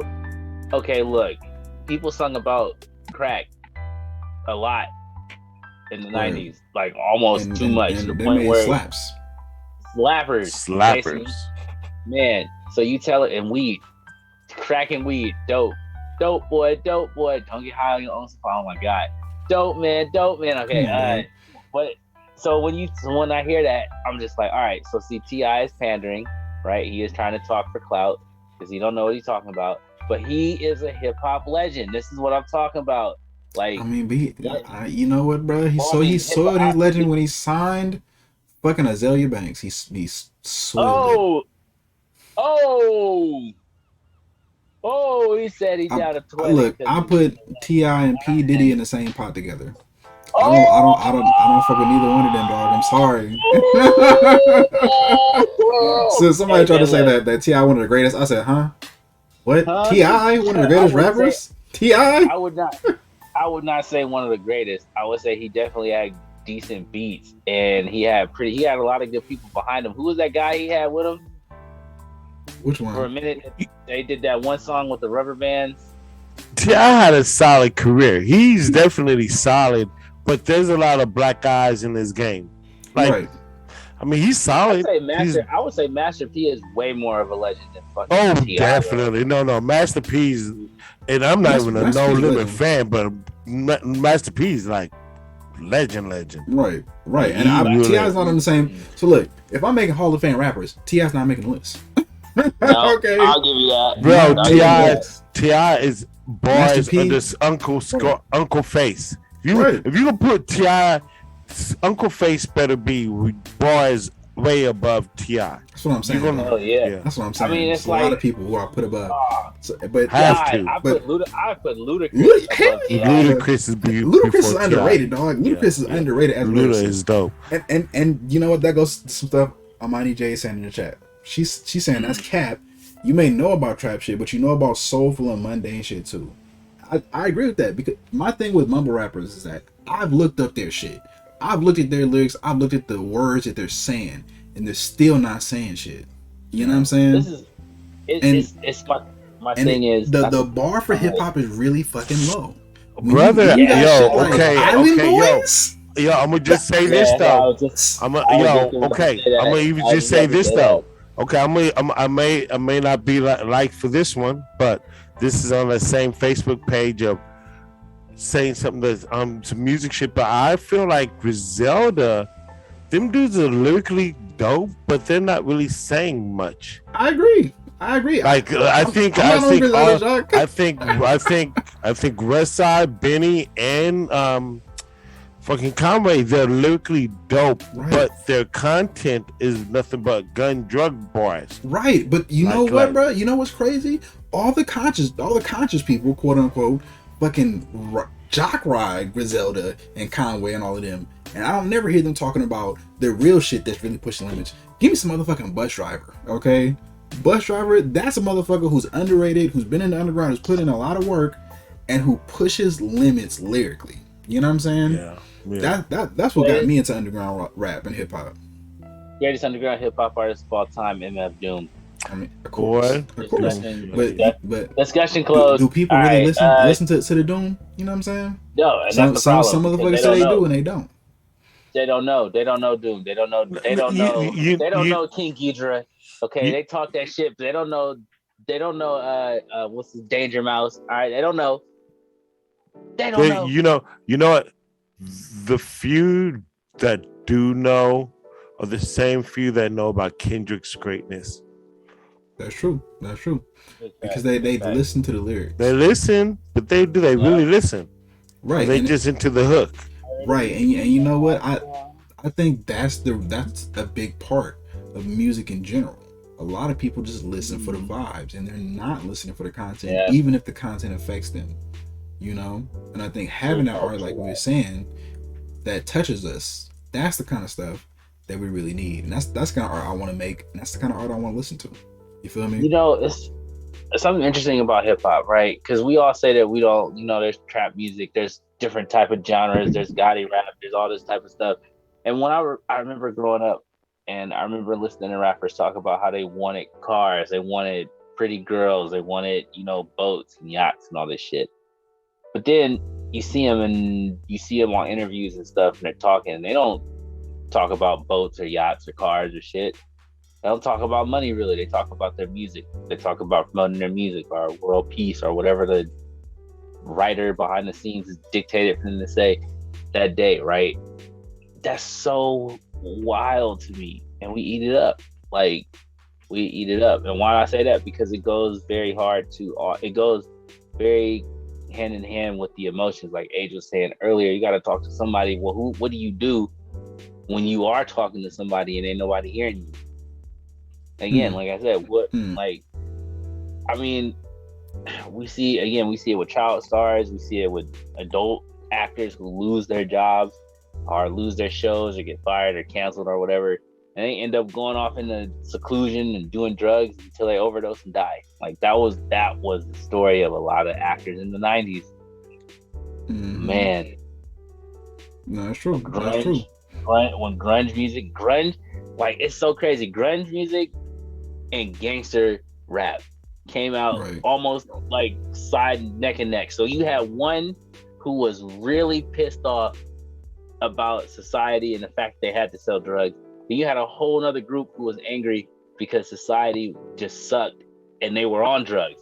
You see what I'm saying? Like, it was lit. So you had basically a melting pot, pretty much, of teenage angst and young child rebellion, basically, to what we have pretty much now today. Which, damn, when you think about that, that's kind of wild. Like, how could I ever want to express my emotions when the only music that was playing was F the Police and Straight Outta Compton, I Gotta Be Crazy? Or you know what? On that same note, the world should be really happy that we do have rap music. Now that you think about it, Lord forbid, picture this world without rap and all the colored youth just having that pent up frustration of not being able to even get it off their chest. That's it. Oh yeah. No, it was suck. And they will love that. And you know what? I think that a lot of us really express ourselves through the music, and just through art and through creativity. And I think what you said at the beginning is really like one of the most powerful things. It's like, I did say that art is not necessary, but it is really necessary to people. You know what I'm saying? We need art to be able to express ourselves. And I talk to my partner about this sometimes. And I know I'm a lyricist, but I'm like, at a certain point, words are not even gonna express what I actually feel. Because my experience it's not words. You know what I'm saying? My experience is my experience. And the words are just a vehicle or a tool to give some kind of understanding of what my experience is.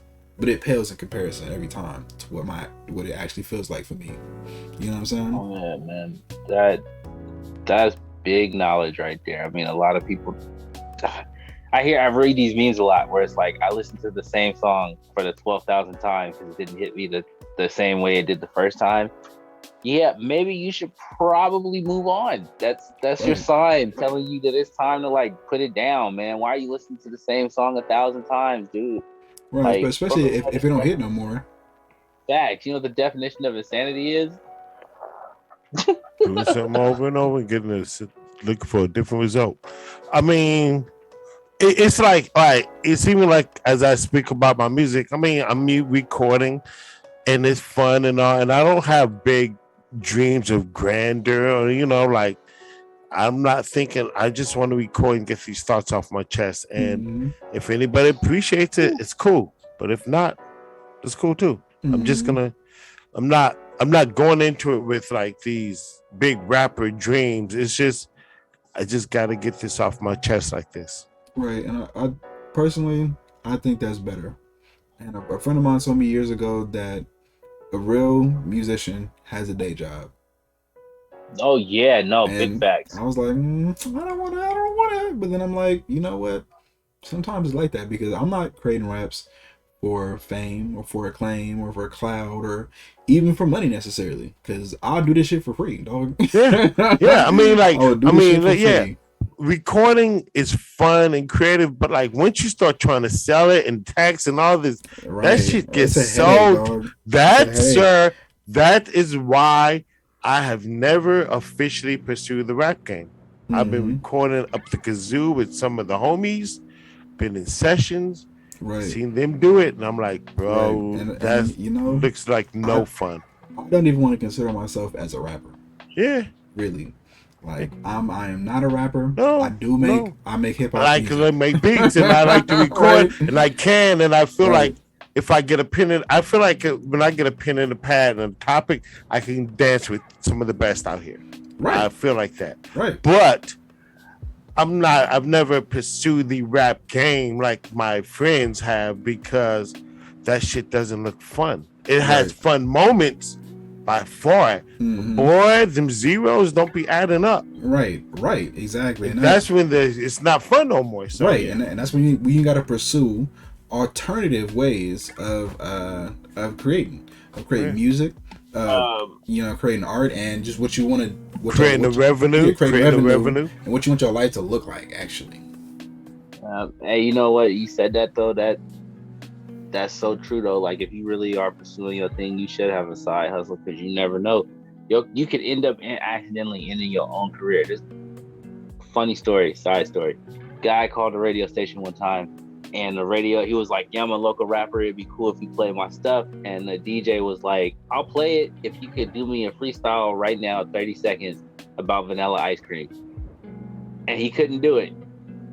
And she was like, "All right, cool. Well, I guess I won't be playing your stuff. See you next time." Career ended. It does. And why? Because he was out there trying to chase that clout and never actually honed his skill. That's facts. And that's terrible. That shit hurt. That hurt me. I wasn't even there. And some people say that, big artists, no matter what happened to them, they would be in that place, because that's what they pursued. That is absolute horse shit. Okay. Somebody said on YouTube, I forgot what show it was some podcast, and it was like, you guys have to understand that Taylor Swift and the rest of these celebrities are there because they got lucky. Don't sit here and think these niggas had unbelievable like, again, look, I love actors, but like we was talking about with the Lost Boys, that was what the that movie was what the Like yeah, the acting was all over the place. it's not all artists, and I think that there's a certain amount of love. It's only specific artists. People like Kendrick Lamar, for example. They quoted they're saying this about Lady Gaga, and they're like, Lady Gaga's personality is like this no matter what, and no matter what happened to her, she would be this way. You know what I'm saying? And she would find a way. She would make a way. But there are artists that are handpicked, like Taylor Swift. Taylor Swift is handpicked. Yeah, I mean, Billie Eilish is handpicked, dog. Lauryn Hill. Some people are like the talent. There's more. Okay, there's more talented people that's not on that are on. Like there's a lot of talented people that just never got that break. Right. But they're really dope.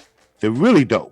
Mm-hmm. And I think some of the dopest people are the ones who are not on. They're not on. I mean, look, so Solange, there's a lot of dope middle class rappers that are fucking insane. Right, that'll slaughter any of these pop rappers. Dope.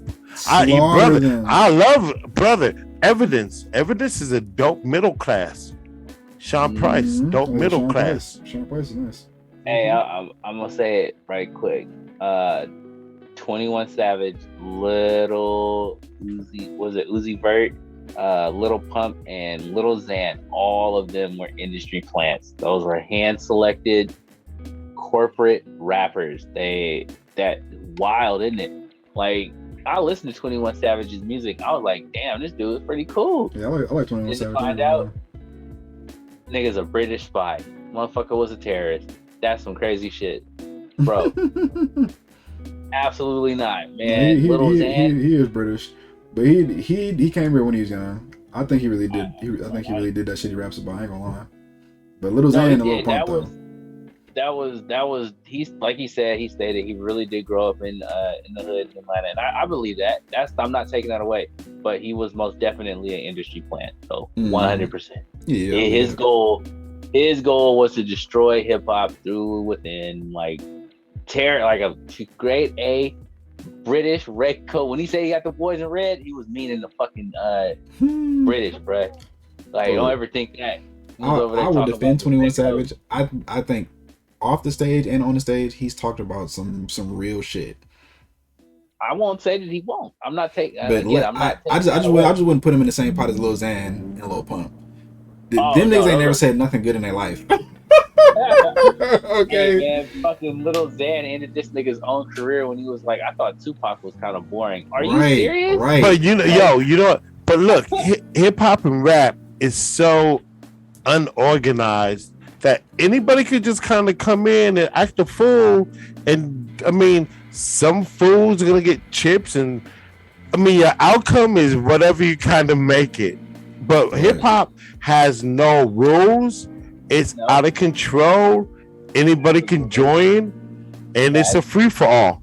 It's a fucking free for all. Like you could. It's like it's absolutely out of control, and it's not slowing down anytime soon. Nah.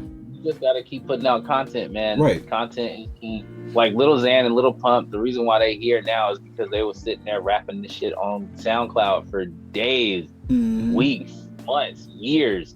You feel me? Then they got picked up by some people who thought that's what hip hop was. And I was like, oh, this is the new wave. I don't want to be that. Let me go on record and say I don't want to be that old guy who grows up and say, you guys in your hip hop. Let me tell you about had a Wu-Tang Clan. Like, I don't want to be that guy. I'm that guy, dog. I ain't gonna lie.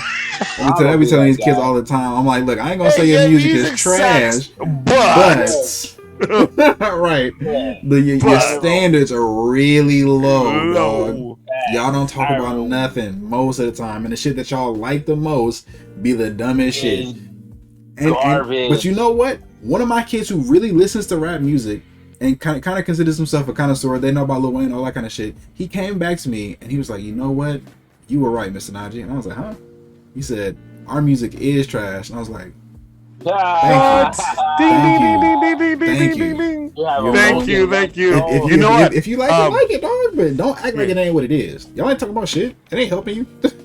You know, I kind of dig Earl's sweatshirt for the kids. Yeah. He's alright. He's alright. I like Earl. I like old Earl better than new Earl. Like some of his new stuff, I like it. It's experimental, but I'm like, I feel like you can go harder, bro. Cool. You know who's really fucking tight? Tyler Jid. the Creator, definitely Jid is tight. Yeah, Tyler the Creator is good for the kids. Tyler's alright. But again, as an MC, I don't think his MCing is that good, dog. I think his MC is nowadays is lacking. I think his old shit is tighter. I think his older stuff is tighter. His old shit was wild. Yeah. And keeping on the buck, I think Tyler is as gay as you can possibly be without being gay, without being over the top, like. And he does without being Lil Nas X. Yeah, that's what I'm saying.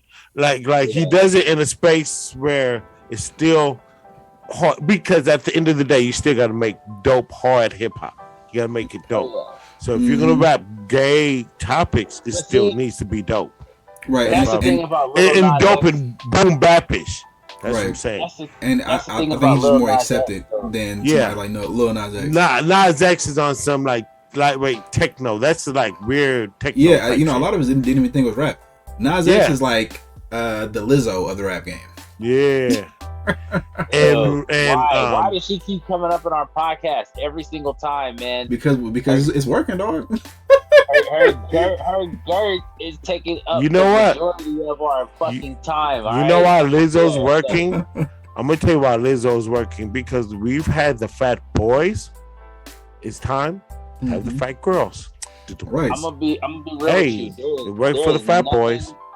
Hey man, look, there is nothing wrong with you in your body being whatever size that you want to be. That's fine. Yes, sir. But I'm gonna tell you this right now. Do not tell me that, one, you are as healthy as somebody who is not your weight.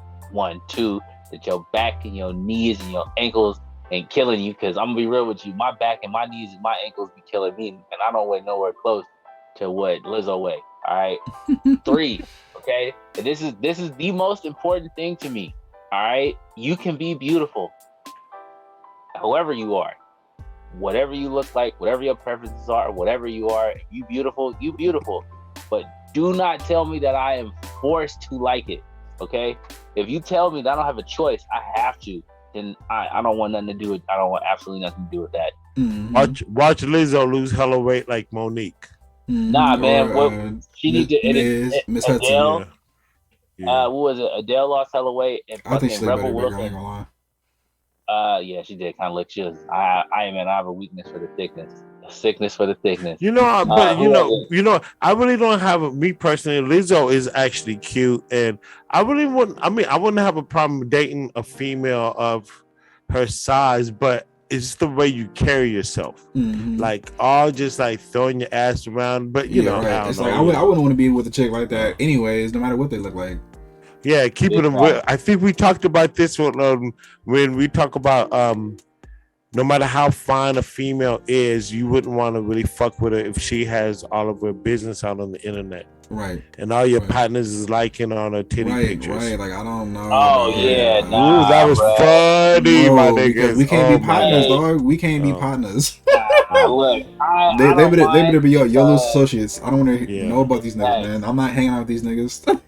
What's up, Najee? I like that picture of your chick that one time and doing that. Yeah. I'm like, no. Yeah, nah. I don't mind if the homies want to like a photo, but it's when you liking every photo. Right. Like every nigga, do you got notice turned on right now, dog? I'm going to her Instagram page and I'm going to light her page up. Right. Like, hold on, bro. Did you just like a picture from 300 weeks ago? Yes. Is this you today, dog? Yes, I did. I'm just playing devil's advocate. Right. Yes, I did. I'm sorry, your chick is hella hot and I'm trying to smash. Yes. See, that's utterly terrible. Right. How are we doing friends? I do not want that shit in my life. No, that's drama. That's extra. Because then what happens if you go and you do that and you leave me for my friend? Nah, then we beefing. And that's not fair. God, bro. That's not fair for you. Oh, bro, I didn't know that. I didn't know that y'all was in a relationship in that picture. Even y'all kissing together. Y'all hugged up kissing. I didn't know that was your chick. Hold on. So last week when I told you that I went and took that chick out for that $2,000 dinner, and you saw us on that photo that you liked and commented on. Hold on, let me pull that up. We're hella heart pictures, hella hearts. I love your relationship. Is this you, dog? This you? This you? My bad. My bad. You gonna swoop in and be Captain Save him, dog? Like, what's up? He's in hella. Were you just waiting, bro? He's in like half the pictures, and out of like 24, he's in like 20 of them. And you still asking, is that your chick? All right, come on, dog. Come on. Is that your chick? Oh, my bad. I'm sorry. I ain't mean to, dog. You know what I'm saying? Like, she hit me up on the DM, bro. After I told her I love her, and she, no, I help her to be there for her, whatever. Your rationale is the way you talk back to him. But bro, look at her tits on a picture, bro. If you were me, would you not like that picture? Right. Then, come on, just brother. I'm not trying. Look, brother, I did not smash your chick. I'm just giving her a like for her titties. That's what everyone else is doing. Isn't that what she wanted, dog? That's what she wanted. I'm trying to help your cause. Absolutely not. We're selling clout. How much you want? I got 37 likes for the clout. I got 5 minutes of time. Come on. Hey, come on.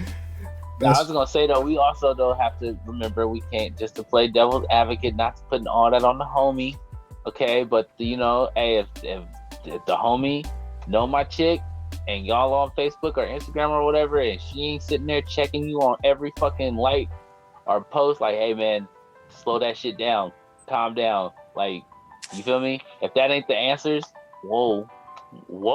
I'll just if you're powerful enough to snatch my chick and smash my chick, I mean, right. Then that wasn't my chick in the first place. Oh, wow. Hurts. Keep that shit a buck, right? We keep it in a buck, right? Right. We keep it in a buck. Loyalty. I need loyalty. All right. Loyalty when the chips is down, dog. Boy, it's so hard to find a good one. Let me put it out there. If you got a good chick out there today, hold on to her, because boy, right. Female asked me, why don't you got a girlfriend? I'm like, bro, because these chicks want the attention of everybody else out there instead of you. Right. Because Instagram and Facebook has made it impossible.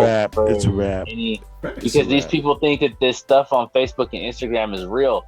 Like those Instagram versus reality videos, Jesus, those are like amazing. They're crazy. Those are amazing. You'd be surprised at how much little stuff that people fake and how easy it is. Right. More importantly, the whole house is fucked up. They got one room that look nice. One section of one room that look nice. Right. They got like, it's like a corner and shit. Yeah. Just to set the TV, set the cameras up around the phones. Right. They ain't got no bed, dog. They sleeping on mats and shit. You just like, really, bro? It's just that one corner. It looks lame.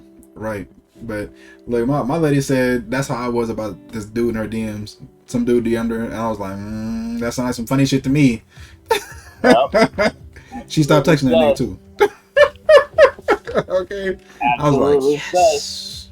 And now, ladies, that does not mean that you are not allowed to have male friends in a relationship. Okay, that one of the things I absolutely hate. Well, they don't let me have no friends. Nigga, that dude is not a man. He is insecure out his ass. And that's a little boy, dog. Yes, facts. You need to work on that, because every woman has the right to have her freedom in a relationship.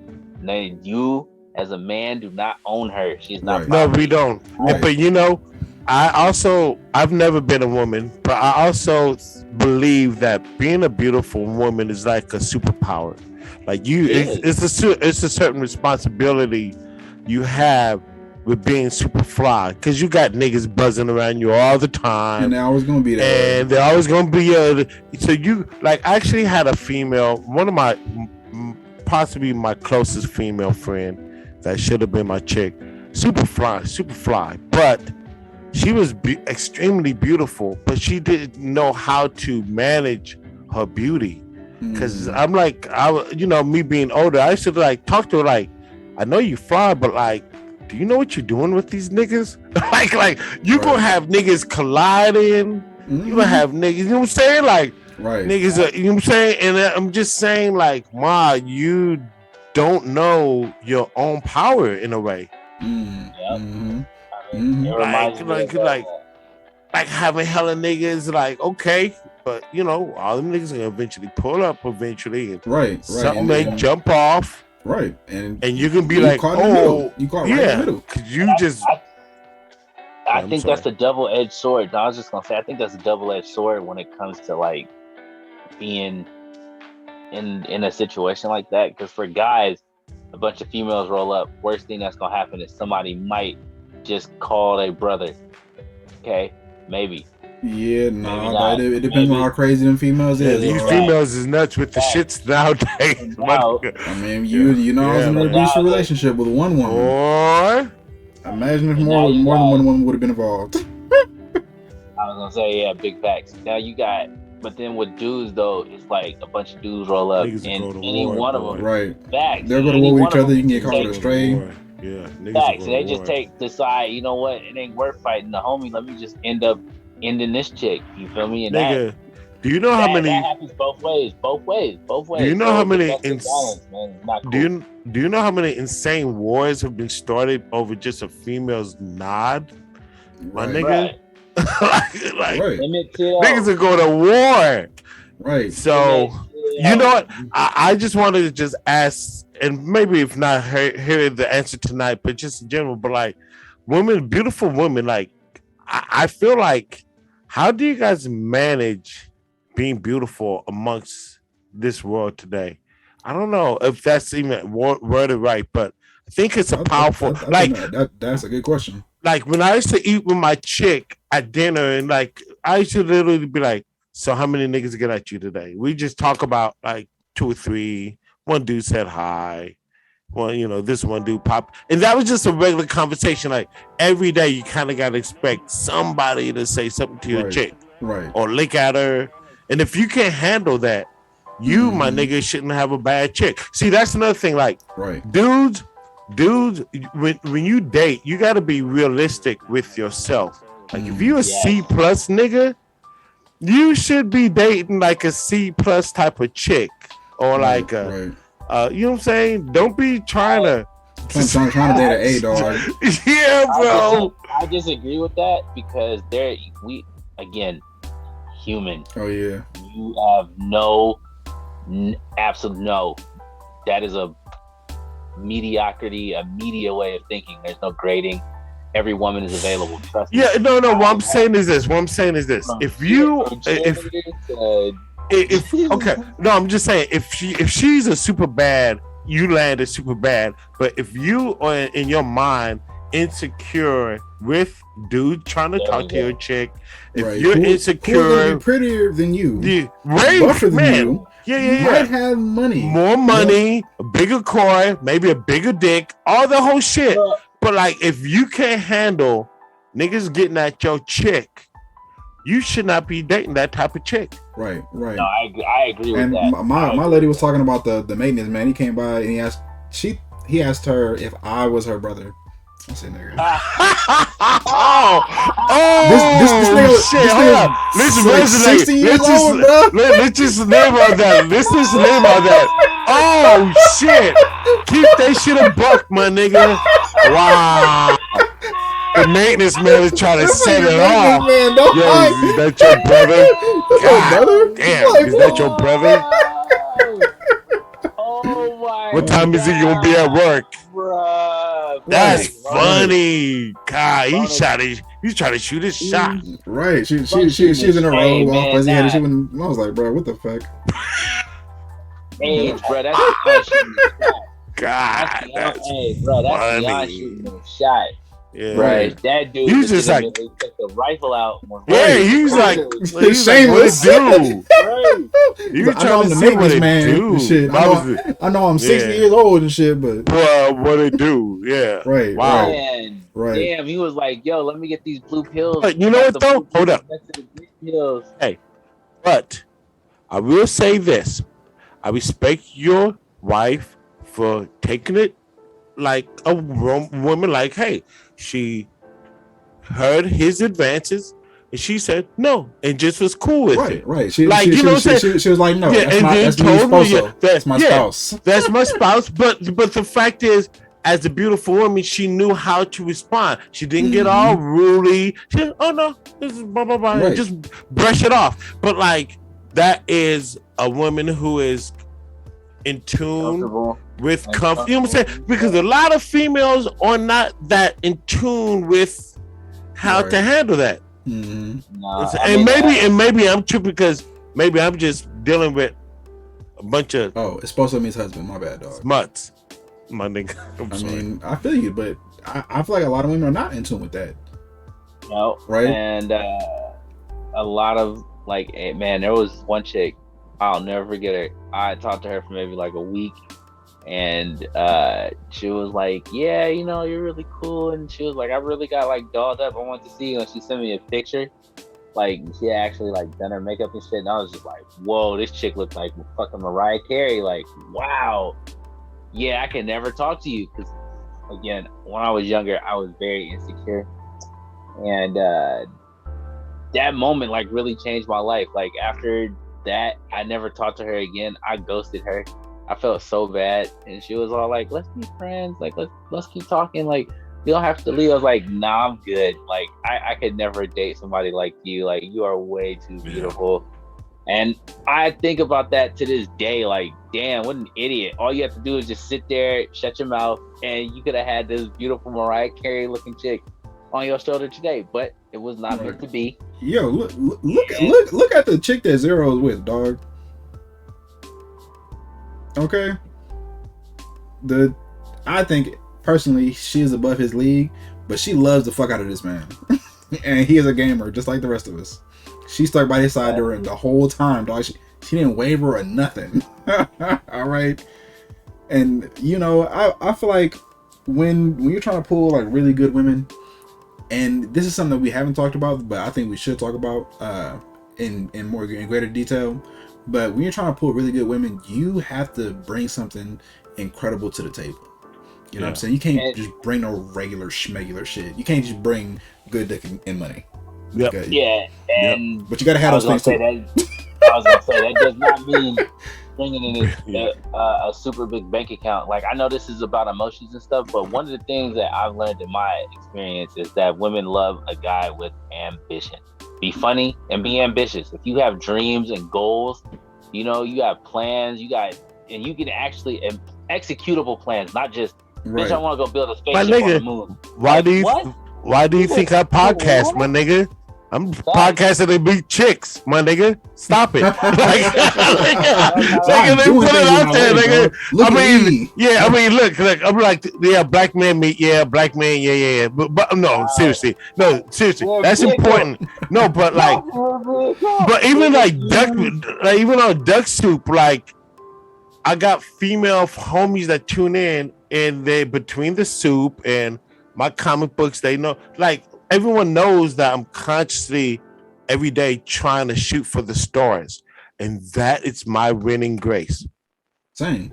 That's the like I'm just shooting, and they see me trying. Like, I mean, I'm trying. So they're like, well, you carry it with you. You know what's real interesting, right? And I want to dig deeper into this subject. We kind of getting overtime. We have overtime. I'm sorry, bro. It's all good. I ain't tripping. I ain't tripping. It's not like I got other shit to do. But I have stuff to do. Right. Yeah, I'm right. And I think I was gonna say, but either way, I think we should wrap it up. But I have always considered myself like decent in looks. I don't think I'm like extremely beautiful or whatever, but I do get comments on my shit. You know what I'm saying? So I'm happy about that. But I don't think I've ever had trouble attracting any kind of woman. And a lot of people, right, incels, red pills, all that kind of shit, they be hating on women, they be mad at women, they feel like they can't get dates, they feel like they can't talk to them.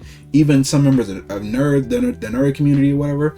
And I'm like, you know, at a certain point, dog, it's you. At a certain point, it is fucking you. If I, at almost 300 pounds, can have a chick as fine as the one I got up in there, all right, after all this shit that I've been through with 2 fucking baby mamas in 2 fucking states at the same time, nigga, you can do anything.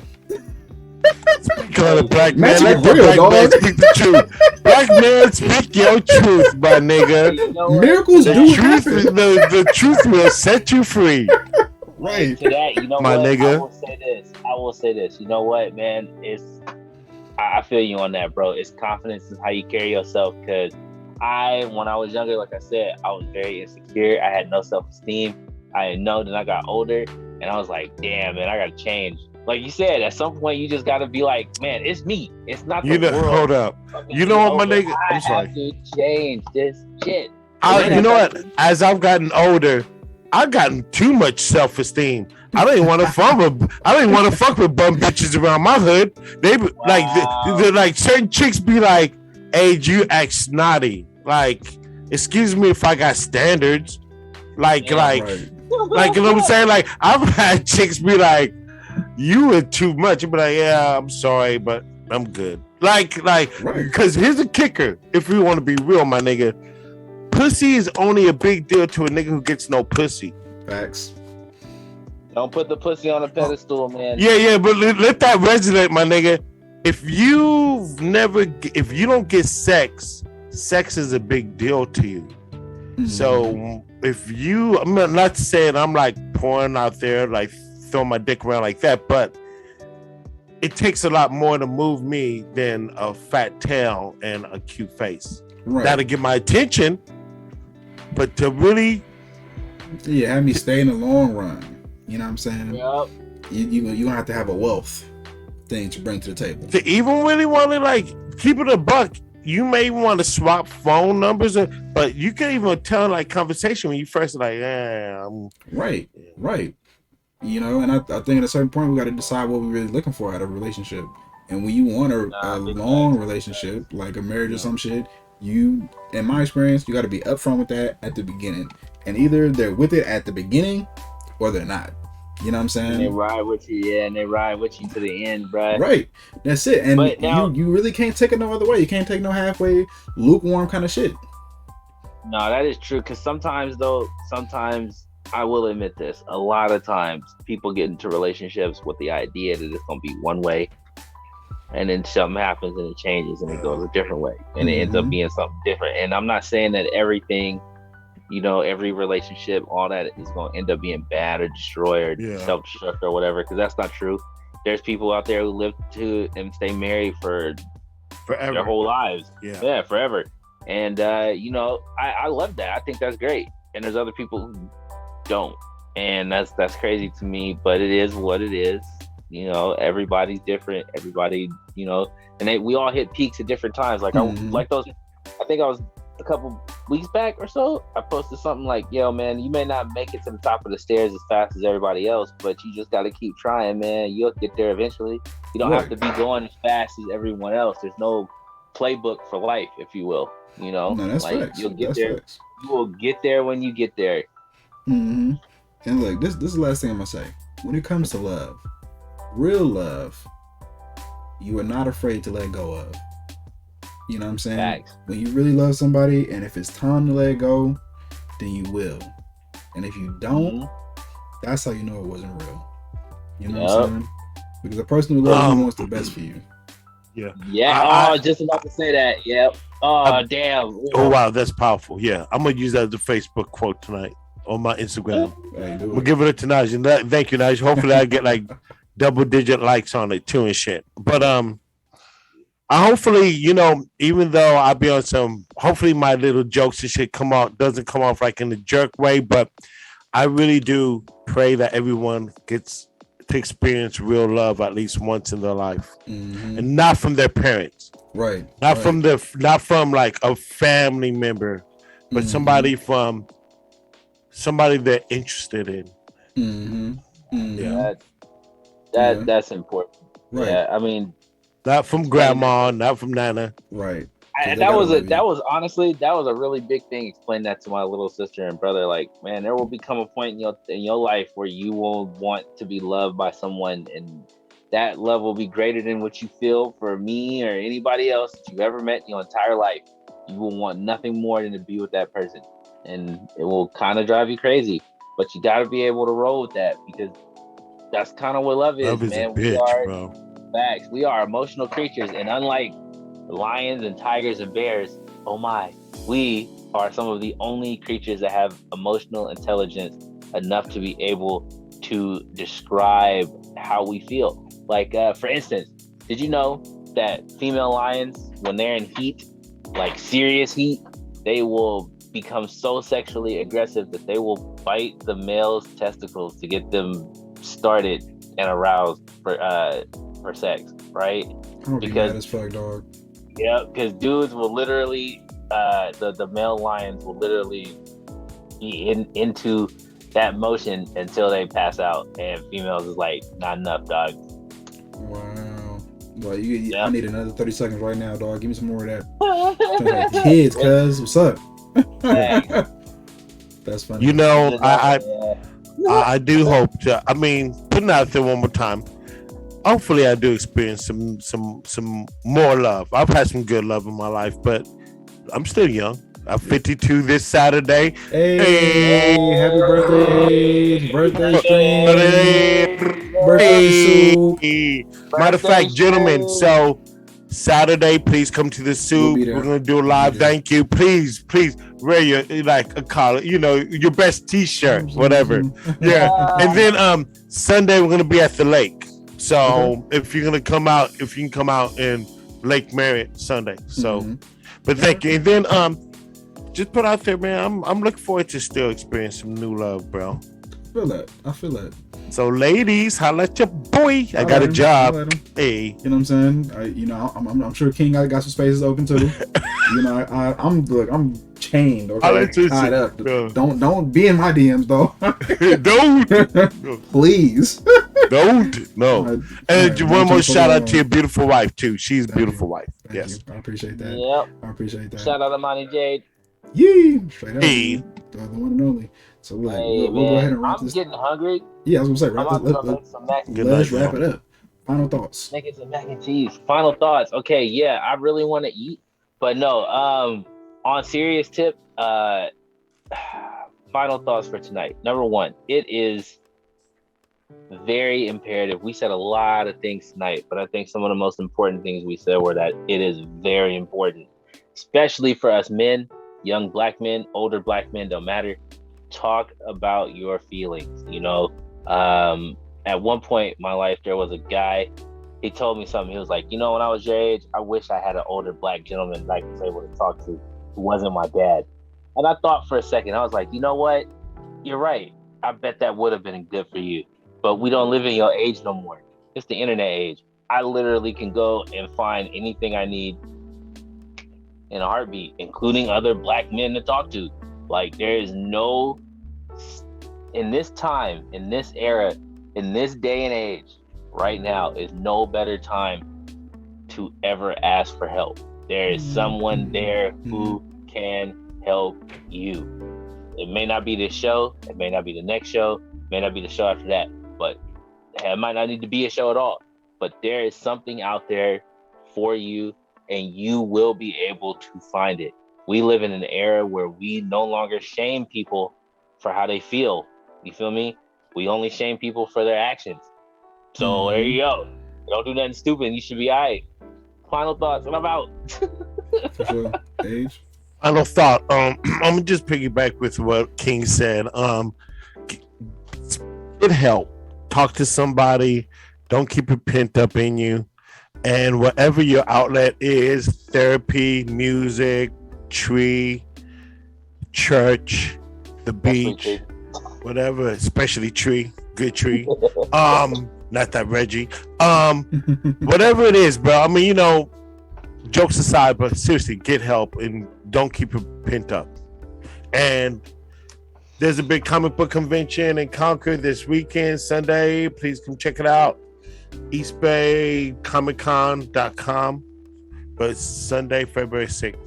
Wait, all right, but aren't you having something at the lake on Sunday? I'm gonna go through there for like 2 hours and then slide through. Got you. I remember 12 to 2, 12 to 1, 12 to 1, 12 to 2. Okay. Like 60 minutes. Yeah, but it's all good, bro. Yeah. Naj, final thought, G. Yeah, love yourselves, man. And love is an action and not just a word or not just a feeling. Aww. Speak on it. My feelings. Speak on it. I'm just saying, dog. Keep it a buck. Yeah, right in the feels, bro. Holy shit. Group hug, y'all. It's gonna be okay, my niggas. It's gonna be okay. Like, Wow. It's gonna Oh be my okay, my niggas. God. Hold your head up. Damn, you not just hit the nail. I'm sorry. Like It's gonna I'm be not even okay. hijacking your moment right now, but like, You stupid. damn, right in the feels. Jesus Christ. Continue. Please. No. Feelings. But I look, that's know, it. That's right? it. That's it. That's all I wanted to say. That's all. Feelings. Oh my Nothing but God. feelings. Hey man. That's funny. Oh man, wow, that like really just hit me right now. That's funny. Damn. Oh my God. Emotional damage. Oh.